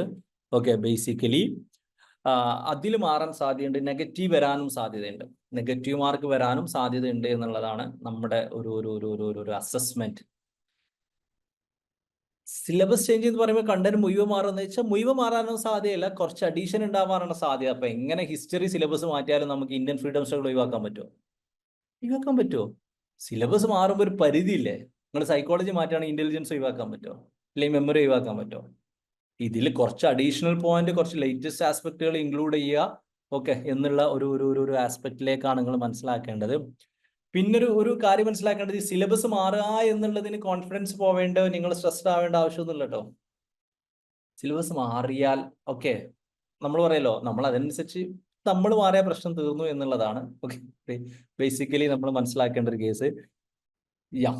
That's it. സിലബസ് മാറാൻ വേണ്ടി കാത്തിരിക്കുകയാണ് നമ്മൾ അല്ലേ. It's not an issue. ഇനി അത്ര സിലബസ് മാറാൻ നിങ്ങൾക്ക് പേടിയുണ്ടെങ്കിൽ നല്ലോണം പഠിച്ചോളി. ഡിസംബർ എക്സാമിന് തന്നെ JRF അടിച്ചോളൂ, പ്രശ്നം തീർന്നില്ലേ? ഓക്കെ, ഡിസംബർ എക്സാമിന് തന്നെ JRF അടിച്ചാൽ പ്രശ്നം തീർന്നു എന്നുള്ളതാണ് ബേസിക്കലി ഉള്ളത്. പിന്നെ ഇങ്ങനെ കുറെ പ്രശ്നങ്ങൾ നിങ്ങൾക്ക് ഫീൽ ചെയ്യും. ഞാൻ ഇങ്ങനെ പോളിസീസ്, ഇങ്ങനെ മാറ്റം, ഇങ്ങനെ സിലബസ് മാറാ, ഒരു നെഗറ്റീവ് മാർക്ക്, ഞാൻ എവിടെ കാലം വെച്ചാലും ഇങ്ങനെയൊക്കെ തന്നെയാണെന്നൊക്കെ ആരൊക്കെ ചാറ്റ് ബോക്സിൽ പറയുന്നുണ്ട്. ഈ പരീക്ഷ ചെയ്യുന്ന എല്ലാവർക്കും ഇതൊക്കെ ബാധകമാണെന്ന് മനസ്സിലാക്കിയാൽ മതിയിട്ട് അപ്പൊ ചെറിയൊരു ആശ്വാസം ഉണ്ടാവും. ഈ പരീക്ഷ ചെയ്യുന്ന എല്ലാവർക്കും ഇത് ബാധകമാണ്, നിങ്ങളെ മാത്രം ബാധിക്കുന്ന ഒരു കാര്യമല്ല എന്നുള്ളതാണ്. ഈ പരീക്ഷ ചെയ്യുന്ന എല്ലാവരും കാലം വെച്ചെടുത്ത് അങ്ങനെയൊക്കെ തന്നെയാണെന്ന് മനസ്സിലാക്കിയാൽ മതി. ഓക്കെ, സിലബസ് മാറി പെട്ടെന്ന് നെഗറ്റീവ് വന്നു, എല്ലാവർക്കും ബാധിക്കും. ചില ആളുകൾ ചോദിക്കാറുണ്ട്, ആൻസർ കീ വരുമ്പോൾ ഒരു പെർട്ടിക്കുലർ ക്വസ്റ്റ്യന് ഡ്രോപ്പ് ചെയ്തിട്ടുണ്ട്, ആ ക്വസ്റ്റ്യന് മാർക്ക് കിട്ടിയാൽ മാർക്ക് കിട്ടുമോ എന്ന് ചോദിക്കാറുണ്ട്. ആ ക്വസ്റ്റ്യന് ഡ്രോപ്പ് ചെയ്ത ക്വസ്റ്റ്യന് മാർക്ക് കിട്ടുമോ എന്നുള്ളതിന് ഒരു പ്രസക്തി ഇല്ല. കാരണം ആ ക്വസ്റ്റ്യന് മാർക്ക് കിട്ടിയാൽ എല്ലാവർക്കും മാർക്ക് കിട്ടും അല്ലെ, മാർക്ക് കിട്ടിയില്ലെങ്കിൽ ആർക്കും മാർക്ക് കിട്ടൂല, അതിനൊരു പ്രസക്തി ഇല്ല. അതിന് കിട്ടിയാലും കിട്ടും. അതേപോലെ തന്നെ സിലബസ് മാറാതിരിക്കുക, എക്സാം നീട്ടാതിരിക്കുക പോലെയുള്ള ആസ്പെക്റ്റുകളൊക്കെ ഇറ്റ് അഫക്ട്സ് എവരിബഡി എന്നുള്ളതാണ് മനസ്സിലാക്കേണ്ട ഒരു കേസ്.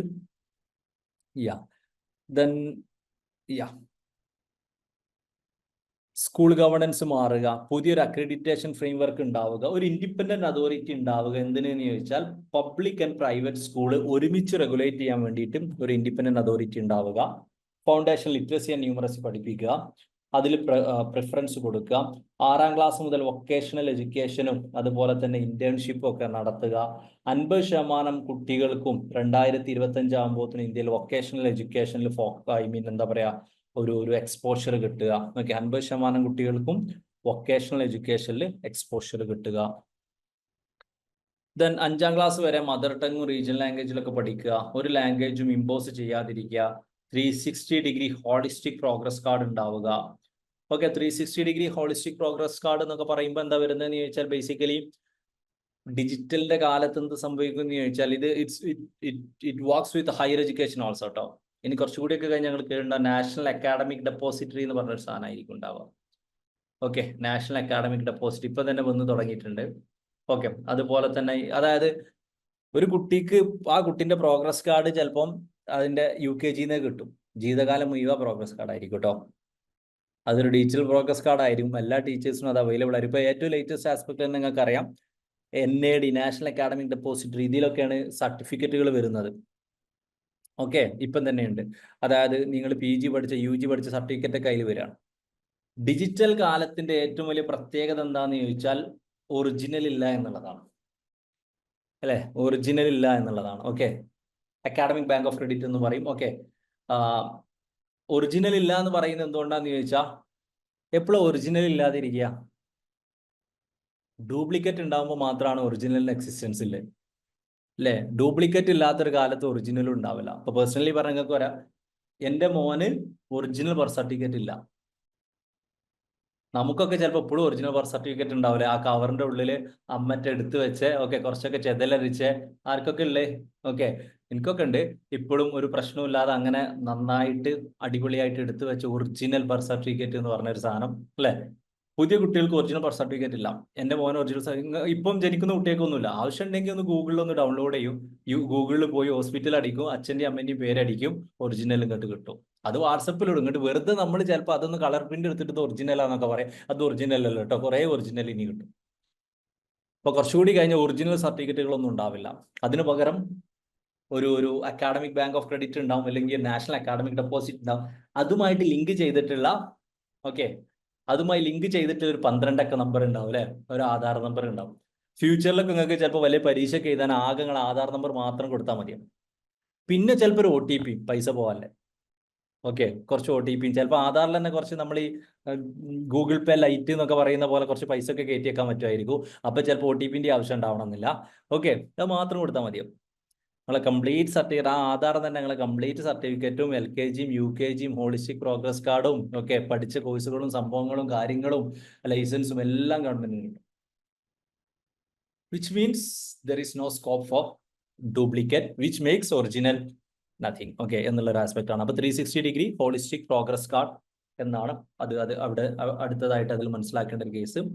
പിന്നുള്ളതാണ് ഒരു national curriculum framework for teacher education ഉണ്ടാക്കും. അത് ഉണ്ടാക്കുക NCT, national council for teacher education, national council for education training, NCERT കൂടി കമ്പൈൻ ചെയ്തിട്ട് ഒരു national curriculum framework for teacher education ഉണ്ടാവും. ഓക്കെ, ഇത് രണ്ടും കൂടി കമ്പൈൻ ചെയ്തിട്ട് ഒരു national curriculum framework for teacher education ഉണ്ടാക്കും. 2030 ആകുമ്പോഴേക്കും ഓക്കെ ഒരു 4 ഇയർ ഇന്റിഗ്രേറ്റഡ് B.Ed ഡിഗ്രി ഉണ്ടാവും. ഓക്കെ, 4 ഇയർ ആയിട്ടുള്ള integrated okay what we can say B.Ed ഉണ്ടായിരിക്കും. പിന്നെ അവിടെ ഉള്ള ഒരു ആസ്പെക്ട് ആണ് ഈ 4 ഇയർ ഇന്റിഗ്രേറ്റഡ് എന്നുള്ള ഒരു ആസ്പെക്ട് പറയുന്ന സമയത്ത് ഞാൻ ഒന്നുകൂടി ഹയർ എഡ്യൂക്കേഷനിൽ ഞാൻ ഡിസ്കസ് ചെയ്യാം. ഇവിടെ ഞാൻ അങ്ങനെ ആ ഒരു ആസ്പെക്റ്റിലേക്ക് ഡിസ്കസ് ചെയ്യാൻ പോകുന്നില്ല. സോ ഇത്രയാണ് സ്കൂൾ റിലേറ്റഡ് ആയിട്ട് മനസ്സിലാക്കാനുള്ളത്. ഓക്കെ, സ്കൂൾ റിലേറ്റഡ് ആയിട്ട് മനസ്സിലാക്കാനുള്ളത് ഇതാണ്. Then moving to the higher education, അതും കൂടി റിലേറ്റഡ് ആയിട്ട് പറഞ്ഞിട്ട് ഒന്ന് റിവൈസ് ചെയ്തിട്ട് we will be discussing the questions. Gross enrollment എന്ന് പറഞ്ഞാൽ ടോട്ടൽ ആയിട്ട് അതിലേക്ക് എൻറോൾമെന്റ് ചെയ്യുന്ന ആകെ ഉള്ളതിൽ എത്ര ശതമാനം ആളുകളാണ് അതിന് ജോയിൻ ചെയ്യുന്നത് എന്നുള്ളതാണ്. ഹയർ എഡ്യൂക്കേഷൻ സിസ്റ്റത്തിൽ മനസ്സിലാക്കേണ്ട ഒരു case, as of now Indian higher education സിസ്റ്റത്തിന്റെ എൻറോൾമെന്റ് 26.3 ആണ്.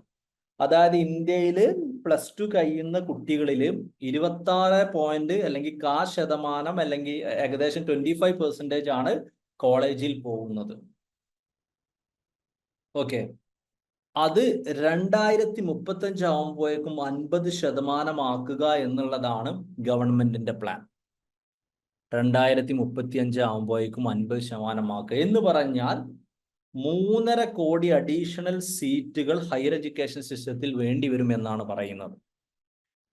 3.5 കോടി അഡീഷണൽ സീറ്റുകൾ എന്ന് പറയുമ്പോൾ ഏകദേശം ഒരു 17 മുതൽ 20 ലക്ഷം വരെ അഡീഷണൽ അസിസ്റ്റന്റ് പ്രൊഫസേഴ്സ് വേണ്ടി വരും. അത് കേൾക്കുമ്പോൾ മാത്രം ചെറിയൊരു ആശ്വാസമല്ലേ? ഓക്കെ, എന്തെങ്കിലുമൊക്കെ ഒരു ആശ്വാസമാണ് ന്യൂ എഡ്യൂക്കേഷൻ പോളിസിയിൽ, അല്ലേ? ഈ 2035 ആവുമ്പോഴത്തേനും ശരിക്കും 50% ആവോ എന്നൊക്കെ നിങ്ങൾക്ക് തോന്നുന്നുണ്ടാവും. അത് വേറെ ചോദ്യമാണ്. പക്ഷെ നമുക്ക് അങ്ങനെ ഒരു ആശ്വാസം കണ്ടെത്താം. ഏകദേശം 3.5 കോടിയോളം പുതിയ കോളേജ് സീറ്റുകൾ വേണ്ടി വരും ഈ ഒരു പ്രോസസ്സിലേക്ക് എത്തിക്കാൻ എന്നുള്ളതാണ് പറയുന്നത്. ഇതാണ് ഫസ്റ്റ് അതിന്റെ ടാർഗറ്റ് എന്ന് പറയുന്നത്. ഓക്കെ, ഇത് ആദ്യം മനസ്സിലാക്കുക. ഇവിടെ 50% 2035 ആയിരുന്നെങ്കിൽ സ്കൂൾ എഡ്യൂക്കേഷൻ സിസ്റ്റത്തില് 100% ആയിരുന്നു 2030 ആകുമ്പോഴേക്കും. ഓക്കെ, 100% ആയിരുന്നു 2030 ആവുമ്പോഴേക്കും എന്നുള്ളതാണ് ഓക്കെ മനസ്സിലാക്കേണ്ട ഒരു പ്രധാനപ്പെട്ട കാര്യം. ഇനിയുള്ളത് 4 ഇയർ ഡിഗ്രി എന്ന് പറയും. 4 ഇയർ ഡിഗ്രി ഇതിൽ ഫുൾ ഫ്ലെഡ്ജഡ് ആയിട്ട് പറയുന്നത് എങ്ങനെയാണെന്ന് വെച്ചാൽ 1 ഇയർ കഴിഞ്ഞാൽ നിങ്ങൾക്ക് സർട്ടിഫിക്കറ്റ് കിട്ടും, 2 ഇയർ കഴിഞ്ഞാൽ ഡിപ്ലോമ കിട്ടും, 3 ഇയർ കഴിഞ്ഞാൽ ഡിഗ്രി കിട്ടും, 4 ഇയർ കഴിഞ്ഞാൽ degree with research. Okay, degree with research. Okay, degree with research. അപ്പൊ ഏത് കൊല്ലം ഡിഗ്രി കഴിഞ്ഞാലും ഓരോ ആളുകൾക്ക് വേണമെങ്കിൽ ഡിഗ്രി നിർത്താം, പിന്നെ കുറച്ചു കാലം പണിയെടുക്കാം, തിരിച്ച് വീണ്ടും ഡിഗ്രിക്ക് പോവാം. ഓക്കെ, അപ്പം so it will B flexible. So basically ഈ ഇതിന്റെ എന്താ പറയാ ഐഡിയ ഈസ് നൈസ്. ഇപ്പൊ നേരത്തെ ആരോ ചോദിച്ചു എന്തുകൊണ്ടാണ് എംഫിൽ ഒഴിവാക്കിയത് എന്ന് ചോദിച്ചാൽ, ഗവൺമെന്റ് പറയുന്ന ഒരു പ്രധാനപ്പെട്ട കാരണം എന്താന്ന് ചോദിച്ചാൽ, ബേസിക്കലി ഇനിയൊരു ഗ്ലോബൽ എഡ്യൂക്കേഷന്റെ കാലമാണ്. ഇന്ത്യയിലെ യൂണിവേഴ്സിറ്റികൾ പുറത്തെ ഗ്ലോബൽ യൂണിവേഴ്സിറ്റികൾ ഇന്ത്യയിലും ക്യാമ്പസുകളൊക്കെ എസ്റ്റാബ്ലിഷ് ചെയ്യപ്പെടാൻ ഗവൺമെന്റ് ഒക്കെ പെർമിഷൻ കൊടുക്കുന്ന ഒരു കാലത്താണ്. ലോകം മുഴുവൻ അങ്ങോട്ടും ഇങ്ങോട്ടും പഠിക്കുന്ന കാലമാണ്. എംഫിൽ എന്ന് പറയുന്നത് ഇന്ത്യയിൽ മാത്രം സ്പെസിഫിക് ആയിട്ട് പ്രധാനമായിട്ട് കാണുന്ന ഒരു ക്വാളിഫിക്കേഷൻ ആണ്, ഗ്ലോബലി ഉള്ള ഒരു ക്വാളിഫിക്കേഷൻ അല്ല. ഓക്കെ, എംഫിൽ എന്ന് പറയുന്നത്. അപ്പൊ അതുകൊണ്ട് അത് സിഗ്നിഫിക്കന്റ് അല്ല എന്നുള്ളതൊക്കെയാണ് ഗവൺമെന്റ് പറയുന്ന ഒരു പ്രധാനപ്പെട്ട റീസൺ എന്നൊക്കെ പറയുന്നത്. സോ ബേസിക്കലി ഈ മൾട്ടിപ്പിൾ എൻട്രി എക്സിറ്റ് ഉണ്ടല്ലോ, ഇതിന്റെ ഭാഗമായിട്ടാണ് എന്ത് വരുന്നത്, നിങ്ങൾക്ക് മൾട്ടി ഡിസിപ്ലിനറി കൂടുതൽ, അതായത് ഈ ആർട്സ് സയൻസ് പരിപാടിയൊക്കെ ഒഴിവാക്കും. ഡിഗ്രി പഠിക്കുമ്പോൾ തന്നെ ഒരു സബ്ജക്ട് ബയോളജി എടുക്കാം, ഒരു സബ്ജക്ട് ഫിസിക്കൽ എഡ്യൂക്കേഷൻ എടുക്കാം, ഒരു സബ്ജക്ട് ഹിസ്റ്ററി എടുക്കാം, ഒരു സബ്ജക്ട് ജോഗ്രഫി എടുക്കാം, ഇനി വേണമെങ്കിൽ ഒരു സബ്ജക്ട് ഫിസിക്സ് എടുക്കാം. ഓക്കെ, ഒരു സബ്ജക്ട് ഓക്കെ ഫിസിക്സും എടുക്കാം എന്നുള്ളതാണ് ഓക്കെ ബേസിക്കലി ഇതുമായിട്ട് മനസ്സിലാക്കേണ്ട ഒരു ഇമ്പോർട്ടൻ്റ് ആയിട്ടുള്ള ഒരു പ്രധാനപ്പെട്ട ഒരു കാര്യം എന്ന് പറയുന്നത്.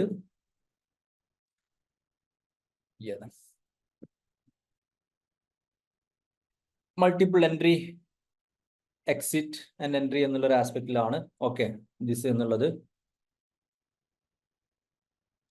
Then we are coming to ആർട്സിന് ഇമ്പോർട്ടൻസ് വരുമെന്ന് ചോദിച്ചാൽ കുറച്ചുകൂടി കഴിഞ്ഞിട്ട് ആർട്സ് സയൻസ് എന്നുള്ള ഡിഫറൻസേ മാറും. ഓക്കെ, ഡിഫറൻസേ മാറും. ഞാൻ പറഞ്ഞല്ലോ എംഫിൽ വേൾഡ് വൈഡ് കൊടുക്കുന്ന ഡിഗ്രി ഒന്നുമില്ല കേട്ടോ. അപൂർവം ചില രാജ്യങ്ങളിൽ, ഇന്ത്യ പോലുള്ള ചില രാജ്യങ്ങൾ, ചില UK എന്തോ പിന്നെ ഓസ്ട്രേലിയ, അങ്ങനെ ചില രാജ്യങ്ങളുണ്ട്. ഗ്ലോബലി മറ്റു രാജ്യങ്ങൾ, യൂറോപ്യൻ രാജ്യങ്ങൾ, അമേരിക്ക, അങ്ങനെയുള്ള രാജ്യങ്ങളിലൊന്നും അത്ര സിഗ്നിഫിക്കൻ്റ് ആയിട്ടുള്ള ക്വാളിഫിക്കേഷൻ അല്ല എംഫിൽ എന്ന് പറയുന്നത്. എംഫിൽ കൊണ്ട് കാര്യം ഉണ്ടാവില്ല എന്ന് ചോദിച്ചാൽ ഇപ്പൊ നിങ്ങൾ പറഞ്ഞല്ലോ ഇനി കൊണ്ട് PG കൊണ്ട് കാര്യം ഉണ്ടാവില്ല എന്നൊക്കെ നമുക്ക് തോന്നുന്നില്ലേ, അതേപോലെയാണ്. കാര്യം ഉണ്ടാവില്ല എന്നുള്ളതല്ല, പണ്ട് കാലത്തുള്ള ചില ക്വാളിഫിക്കേഷൻ പിന്നീട് മാറുമല്ലോ. അപ്പം അത് നിലവിലുള്ള കാലത്ത് അത് ചെയ്തവർക്ക് പ്രശ്നമൊന്നും ഉണ്ടാവില്ല. ഓക്കെ, ചെയ്തവർക്ക് പ്രശ്നമൊന്നും ഉണ്ടാവില്ല, അതിന് വാലിഡിറ്റി ഒക്കെ ഉണ്ടാവും. ഇപ്പം എംഫിൽ സൈക്കോളജി ഉണ്ട്, അതൊരു ക്ലിനിക്കൽ എക്സ്പോഷർ വേണ്ട ഒരു സംഭവമാണ് എംഫിൽ സൈക്കോളജി എന്ന് പറയുന്നത്. അപ്പോൾ കോഴ്സ് പ്രാക്ടിക്കബിളി നിർത്താൻ നിയർലി ഇമ്പോസിബിൾ ആണ്. അപ്പൊ എന്താ സംഭവിക്കാറ്, ഇനി മോസ്റ്റ് പ്രോബ്ലി ഒരു കൊല്ലം കഴിഞ്ഞിട്ട് അതിന്റെ പേരങ്ങ് മാറും. ഓക്കെ, പേരൊക്കെ മാറിയിട്ട് വേണമെങ്കിൽ ബാച്ചിലേറ്റ് ഡിഗ്രി എന്നോ ഡിപ്ലോമ ഡിഗ്രി ഇൻ സൈക്കോളജിക്കൽ കൗൺസിലിംഗോ അങ്ങനെ എന്തെങ്കിലുമൊക്കെ വെച്ചിട്ട് ഇതേ പരിപാടി അങ്ങ് നടക്കും. അപ്പൊ എംഫിൽ ടെക്നിക്കലി ഉണ്ടാവില്ല, പേര് മാറിയിട്ടുണ്ടാവും. എന്നിട്ട് പോസ്റ്റിലൊക്കെ വിളിക്കുമ്പോൾ എങ്ങനെയായിരിക്കും, 2025 മുമ്പ് എംഫിലോ 2025 ശേഷം ഇതോ കഴിഞ്ഞവരെന്ന് പറയും. അല്ലാതെ നിങ്ങൾ പഠിച്ചൊരു സാധനം വേസ്റ്റ് ആവുക എന്നുള്ള പരിപാടിയൊന്നുമില്ല. ഓക്കെ, കാരണം നമ്മൾ പഠിച്ച കാലത്ത് അത് ഉണ്ടായിരുന്നെങ്കിൽ എല്ലാ കാലത്തും അതിന് മുമ്പ് അതിന്റെ വാലിഡിറ്റി ഉണ്ടാവും എന്നുള്ളതാണ് ഓക്കെ ബേസിക്കലി മനസ്സിലാക്കേണ്ട ഒരു കാര്യം എന്ന് പറയുന്നു കേട്ടോ. അങ്ങനെയുള്ളത് അല്ല, പഠിച്ചു കഴിഞ്ഞ് വെറുതെ ആവുക എന്നുള്ള കൺസേൺ ആവശ്യമില്ല. പിന്നെയുള്ളൊരു കേസാണ് വി ഹാവ് എല്ലാ ഹയർ എഡ്യൂക്കേഷൻ ഇൻസ്റ്റിറ്റ്യൂഷനും 2040 ആകുമ്പോഴേക്കും മൾട്ടി ഡിസിപ്ലിനറി ആവണം. ഓക്കെ, എല്ലാ ഹയർ എഡ്യൂക്കേഷനും 2040 ആകുമ്പോഴത്തേനും മൾട്ടി ഡിസിപ്ലിനറി ആവണം. എല്ലാ ടീച്ചർ എഡ്യൂക്കേഷൻ ഇൻസ്റ്റിറ്റ്യൂഷനും 2030 ആകുമ്പോഴത്തേനും മൾട്ടി ഡിസിപ്ലിനറി ആവണം. മൾട്ടി ഡിസിപ്ലിനറി പറഞ്ഞാൽ ഡിഫറെന്റ് ഡിസിപ്ലിൻസ് പഠിക്കുന്ന ഒരു ആസ്പെക്ട് ആവണം എന്നുള്ളതാണ്. എംഫിൽ ഡിസ്കണ്ടിന്യൂ ചെയ്യുക എന്നുള്ളതാണ്. Okay, then PhD level will be interdisciplinary എന്നുള്ള aspect. Okay, undergraduate, postgraduate and PhD എന്നുള്ള ആസ്പെക്റ്റിലേക്ക് ഉണ്ടാവും. PG എങ്ങനെ ഉണ്ടാവുക എന്നുള്ളത് വീണ്ടും കണ്ടറിയണം. ഓക്കെ, കണ്ടറിയണം എന്ന് പറഞ്ഞാൽ ചിലപ്പോൾ ഈ 4 ഇയർ UGക്കാർക്ക് ഒരു കൊല്ലത്തെ PGയും 3 ഇയർ UGക്കാർക്ക് 2 കൊല്ലത്തെ PGയും ആയിരിക്കും എന്നൊക്കെ പറയുന്നുണ്ട്. അതിൻ്റെ ഒരു ആൾട്ടർനേറ്റീവ് സിസ്റ്റം എന്താന്ന് ഈ നാട്ടിൽ 4 ഇയർ UG കുറെ ആളുകൾ കഴിഞ്ഞ് വരുമ്പോഴേ ഗവൺമെന്റ് അതിനൊരു തീരുമാനമാക്കുള്ളൂ കേട്ടോ. ഓക്കെ, ഇത് ആദ്യം തീരുമാനമാക്കിയിട്ട് ചെയ്യുന്ന ഒരു സ്വഭാവം നമുക്കില്ലല്ലോ. ഓക്കെ, അപ്പൊ അതിനെക്കുറിച്ച് കുറെ ഒരു ക്ലാരിറ്റി ഉണ്ടാവേണ്ടതുണ്ട്. അതായത് ഇതിൽ ഇത്രയേ ഉള്ളൂ, നമ്മൾ ഹയർ എഡ്യൂക്കേഷൻ സിസ്റ്റത്തിലുള്ള ആളുകളുടെ ഒരു പ്രത്യേകത, ഇവർ കുറെ ലോകമൊക്കെ ചിലപ്പോൾ കണ്ടിട്ടുണ്ടാവും, ഇതിന്റെ അടിസ്ഥാനത്തിൽ ഗ്ലോബലായിട്ട് ഇതൊക്കെ മാറ്റണമെന്നൊക്കെ ഉണ്ടാവും. എന്നിട്ട് ഇവർക്ക് ഈ എക്സിസ്റ്റിംഗ് ആയിട്ടുള്ള സിസ്റ്റം ഒക്കെ അങ്ങ് ഇല്ലാണ്ടാക്കും. എന്നിട്ട് ആൾട്ടർനേറ്റീവ് ആയിട്ട് ഏതാ സിസ്റ്റം വരുന്നതെന്ന് വല്ലതും ആലോചിച്ചിട്ടുണ്ടാവില്ല അല്ലെ. ഇതിന് ബദലായിട്ട് ഏത് സിസ്റ്റം കൊണ്ടുവരേണ്ടതെന്ന് ആലോചിക്കാതെ തന്നെ എക്സിസ്റ്റിംഗ് സിസ്റ്റം ഇൻവാലിഡേറ്റ് ചെയ്യും. ഓക്കെ, ഇൻവാലിഡേറ്റ് ചെയ്യും. പിന്നെ ആ ഒരു സിറ്റുവേഷൻ വരുമ്പോൾ അതിന്റെ ക്ലാരിറ്റി ഉണ്ടാകും. ഓക്കെ, അങ്ങനെയാണുള്ളത്. യാ, പിന്നെ 5 ഇയർ ഇന്റഗ്രേറ്റഡ് ലോഗ് പ്രോഗ്രാമിന് PG വേണ്ടി വരുമോ, 4 ഇയർ UGക്ക് ഇത് വേണ്ടി വരുമോ എന്നൊന്നും നിങ്ങൾ എന്നോട് ചോദിക്കരുത്. UGCക്ക് പോലും അതിൽ ഐഡിയ ഇല്ല എന്നുള്ളതാണ് ഞാൻ മനസ്സിലാക്കുന്നത് കേട്ടോ. ഇത്തരത്തിലുള്ള പല ചോദ്യങ്ങളുടെയും ഉത്തരം UGCക്കും അറിയില്ല. UGC സമയമാകുമ്പോൾ ഇങ്ങനെ അറിയുണ്ടാവാൻ സാധ്യതയുള്ളൂ. സോ ഇപ്പൊ നമ്മൾ അതിലൊരു എക്സ്പെർട്ടൈസ് ആയിട്ട് നമുക്കൊരു ഒപ്പീനിയൻ പറയാം. ഇപ്പൊ 4 ഇയർ ഡിഗ്രിക്കാർ എന്താണ് സംഭവിക്കുക, അവരുടെ PG എന്താണ് സംഭവിക്കുക, രാജ്യത്തെ PG അഡ്മിഷൻ എങ്ങനെയായിരിക്കും ഉണ്ടാവുക. കാരണം PG ഇന്ത്യയിലെ പല സ്ഥലങ്ങളിലും ഭയങ്കര കോമ്പറ്റേറ്റീവ് ആണ് അഡ്മിഷൻ എന്ന് പറയുന്നത്. അപ്പൊ കുറച്ച് 1 ഇയർ PGക്കാരുണ്ടാവും, കുറച്ച് 2 ഇയർ PGക്കാരുണ്ടാവും. ഇവരെ അഡ്മിഷൻ എങ്ങനെയാണ് നടത്തുക അല്ലെ. നമ്മുടെ നാട്ടിലെ CUET PG എന്ന് പറയുന്ന ഒരു എക്സാം ഒക്കെ ഉണ്ട്. ആ എക്സാമിനൊക്കെ ഇനി ഫ്യൂച്ചറിൽ എന്താണ് സിഗ്നിഫിക്കൻസ് ഉണ്ടാവുക.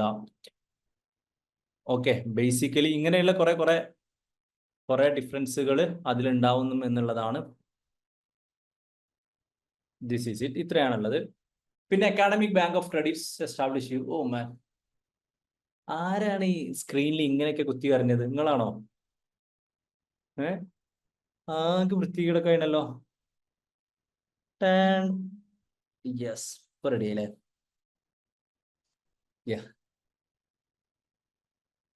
അക്കാഡമിക് ബാങ്ക് ഓഫ് ക്രെഡിറ്റ്സ് ഉണ്ടാവും. ട്രാൻസ്ഫർ ഓഫ് ക്രെഡിറ്റ്സിന് പുതിയൊരു യൂണിവേഴ്സിറ്റീസ് ഉണ്ടാവും, multidisciplinary education and research universities, MERUs. IIT IIMകളുടെ ഒക്കെ പാർലർ ഉണ്ടാക്കപ്പെടുന്ന ഒരു യൂണിവേഴ്സിറ്റികളായിരിക്കും ഇത് എന്ന് പറയുന്നത്. ഓക്കെ, മൾട്ടി ഡിസിപ്ലിനറി എഡ്യൂക്കേഷന് വേണ്ടിയിട്ട്, അതിനു വേണ്ടിയിട്ട് പ്രത്യേക യൂണിവേഴ്സിറ്റികൾ ഉണ്ടാക്കപ്പെടും. പിന്നെ നാഷണൽ റിസർച്ച് ഫൗണ്ടേഷൻ എന്ന് പറഞ്ഞ ഫൗണ്ടേഷൻ ഉണ്ടാക്കും ഇന്ത്യയിൽ, റിസർച്ച് ഫോർമുലേറ്റ് ചെയ്യപ്പെടാൻ വേണ്ടിയിട്ട്. ഓക്കെ, റിസർച്ച് ഫോർമുലേറ്റ് ചെയ്യപ്പെടാൻ വേണ്ടിയിട്ട് what we can say national research foundation എന്നുള്ള സംഭവങ്ങൾ കാര്യങ്ങളൊക്കെ ഉണ്ടാകും. ഇത്രയാണ് അതിലുള്ളത്. ഇനി അടുത്തത് തരാം. അടുത്ത തീരുമാനം എന്താണെന്ന് വെച്ചാൽ, higher education commission of India എന്ന് പറയുന്ന പുതിയൊരു ബോഡി ഉണ്ടാക്കും.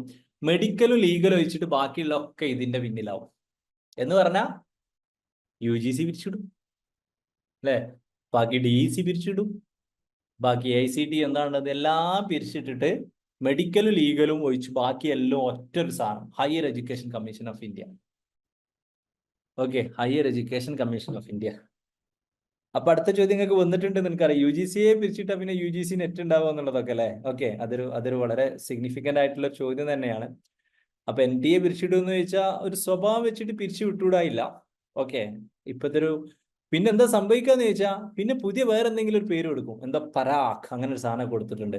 ഓരൊരു പരീക്ഷ എടുത്തു, നെറ്റിന്റെ പേര് മാറ്റിയിട്ട് ചിലപ്പോൾ വേറെ എന്തോ ഒരു പേര് മാറ്റും. Okay, assistant professor eligibility test എന്നോ, അത്രേ ഉള്ളൂ കേട്ടോ. ബിക്കോസ് ഈ നാട്ടിലെ ആളുകളുള്ള കാലത്തോളം കോളേജ് ഉണ്ടാവും, കോളേജിലുള്ള കാലത്തോളം കോളേജിലെ ടീച്ചർമാർ വേണ്ടി വരും, ടീച്ചർമാരുള്ള കാലത്തോളം അതിനൊരു എലിജിബിലിറ്റി ടെസ്റ്റും വേണ്ടി വരും. ഓക്കെ, അതിലുള്ള നെയിം വിൽ ബി ഡിഫറെന്റ്, പേര് മാറിക്കൊണ്ടേയിരിക്കാം. ഇപ്പൊ UGCക്ക് പകരം പുതിയ ബോഡിയാണ് higher education commission of India. ഈ ഹയർ എഡ്യൂക്കേഷൻ കമ്മീഷൻ ഓഫ് ഇന്ത്യക്ക് 4 വെർട്ടിക്കലാണ്. ഈ വെർട്ടിക്കലിന്റെ ഓർഡർ ഇമ്പോർട്ടന്റ് ആണ്, എക്സാമിന് ചോദിക്കാറുണ്ട്. ഫസ്റ്റ് വെർട്ടിക്കലാണ് national higher education regulatory council, regulation aspect ആണ്. NAAC ഉണ്ടല്ലോ, ഇപ്പോഴത്തെ accreditation, NAAC, national assessment accreditation, ഇത് പിരിച്ചുവിടും. ഇത് പിരിച്ചുവിട്ടിട്ട് എന്താ ഉണ്ടാക്കുക അറിയാം? NAAC പിരിച്ചുവിട്ടിട്ട് NAC ഉണ്ടാക്കും. അങ്ങനെയുണ്ട് അല്ലെ, NAAC പിരിച്ചിട്ട് NAC ഉണ്ടാക്കും, അത്രേ ഉള്ളൂ. പുതുതായിട്ട് ഉണ്ടാക്കുന്നത് നാഷണൽ അക്രഡിറ്റേഷൻ കൗൺസിൽ എന്ന് പറയും, അത്രേ ഉള്ളൂ. അതിന്റെ പണി എന്താ? അക്രഡിറ്റേഷൻ. ഓക്കെ, മുദ്ര ശ്രദ്ധിക്കണം, ഇവിടെ 2 A ഉണ്ട്, ഇവിടെ 1 A ഉള്ളൂ കേട്ടോ. ഓക്കെ, ഇവിടെ 1 A ഉള്ളൂ എന്നുള്ളതാണ്. So next we have higher education grant council ഉണ്ടാവും, ഫണ്ട് കൊടുക്കാൻ വേണ്ടിയിട്ട് higher education grant council. Then general education council, standard സെറ്റിങ്ങിന് വേണ്ടിയിട്ട് we have general education council എന്നുള്ളതാണ്. ഓക്കെ, ജനറൽ എഡ്യൂക്കേഷൻ കൗൺസിൽ എന്നുള്ളതാണ് മനസ്സിലാക്കേണ്ട ഒരു സംഭവങ്ങൾ എന്ന് പറയുന്നത്. സോ ഇങ്ങനെ UGC മൊത്തം മാറ്റിയിട്ട് പുതിയൊരു ബോഡി ഉണ്ടാക്കും. ആ പുതിയ ബോഡിക്ക് 4 വെർട്ടിക്കൽ ഉണ്ടാവും. ആ 4 വെർട്ടിക്കലിൽ ഓരോ വെർട്ടിക്കലിനും ഓരോരോ ഫങ്ഷൻസ് ഉണ്ടാവും. NHERCക്ക് റെഗുലേഷന്, നാക്കിന് അക്രഡിറ്റേഷൻ, HEGCക്ക് ഫണ്ടിങ്, GECക്ക് standard setting. Okay, standard setting. Standard setting എന്ന് പറഞ്ഞാൽ എല്ലാ കോളേജുകളും യൂണിവേഴ്സിറ്റികളും മിനിമം ആയിട്ട് ഫോളോ ചെയ്യേണ്ട ചില സ്റ്റാൻഡേർഡുകൾ ഉണ്ടാവുമല്ലോ. ഇത്ര ടീച്ചർ സ്റ്റുഡന്റ് റേഷ്യോ ഇങ്ങനെ ആയിരിക്കണം, ഇങ്ങനെ ഇൻഫ്രാസ്ട്രക്ചർ ഉണ്ടായിരിക്കണം, സിലബസ് ഫോർമുലേഷനിൽ ഇങ്ങനെ ആയിരിക്കണം, ഇങ്ങനെ കുറെ സ്റ്റാൻഡേർഡുകൾ ഉണ്ടാവില്ലേ.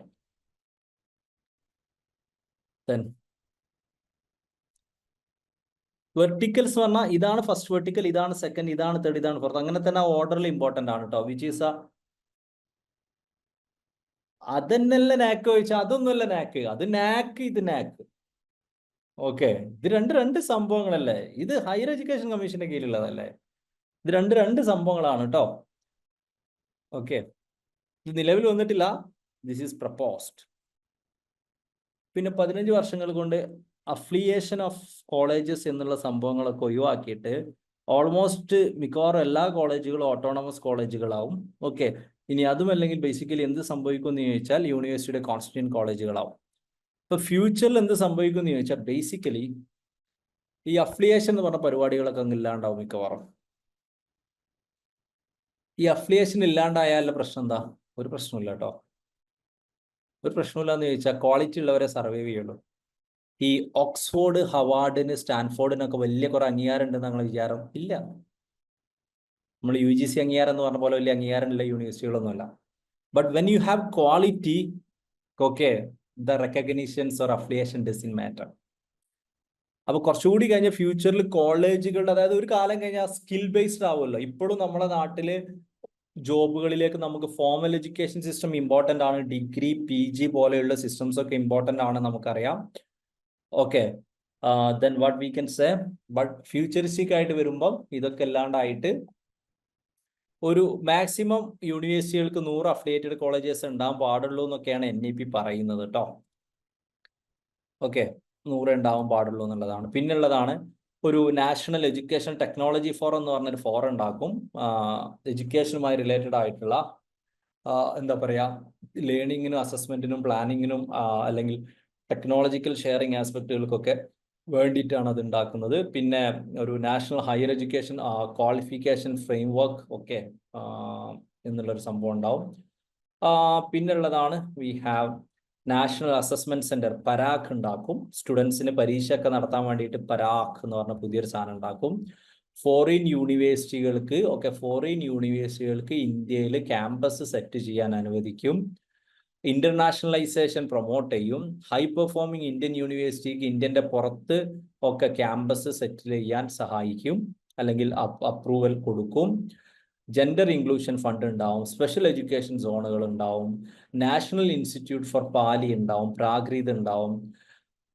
എഡ്യൂക്കേഷനിൽ ഇൻവെസ്റ്റ് ചെയ്യുന്ന എമൗണ്ട് എന്ന് പറയുന്നത്, എഡ്യൂക്കേഷനിൽ ഇൻവെസ്റ്റ് ചെയ്യുന്ന എമൗണ്ട് എന്ന് പറയുന്നത് മൊത്തം GDPയുടെ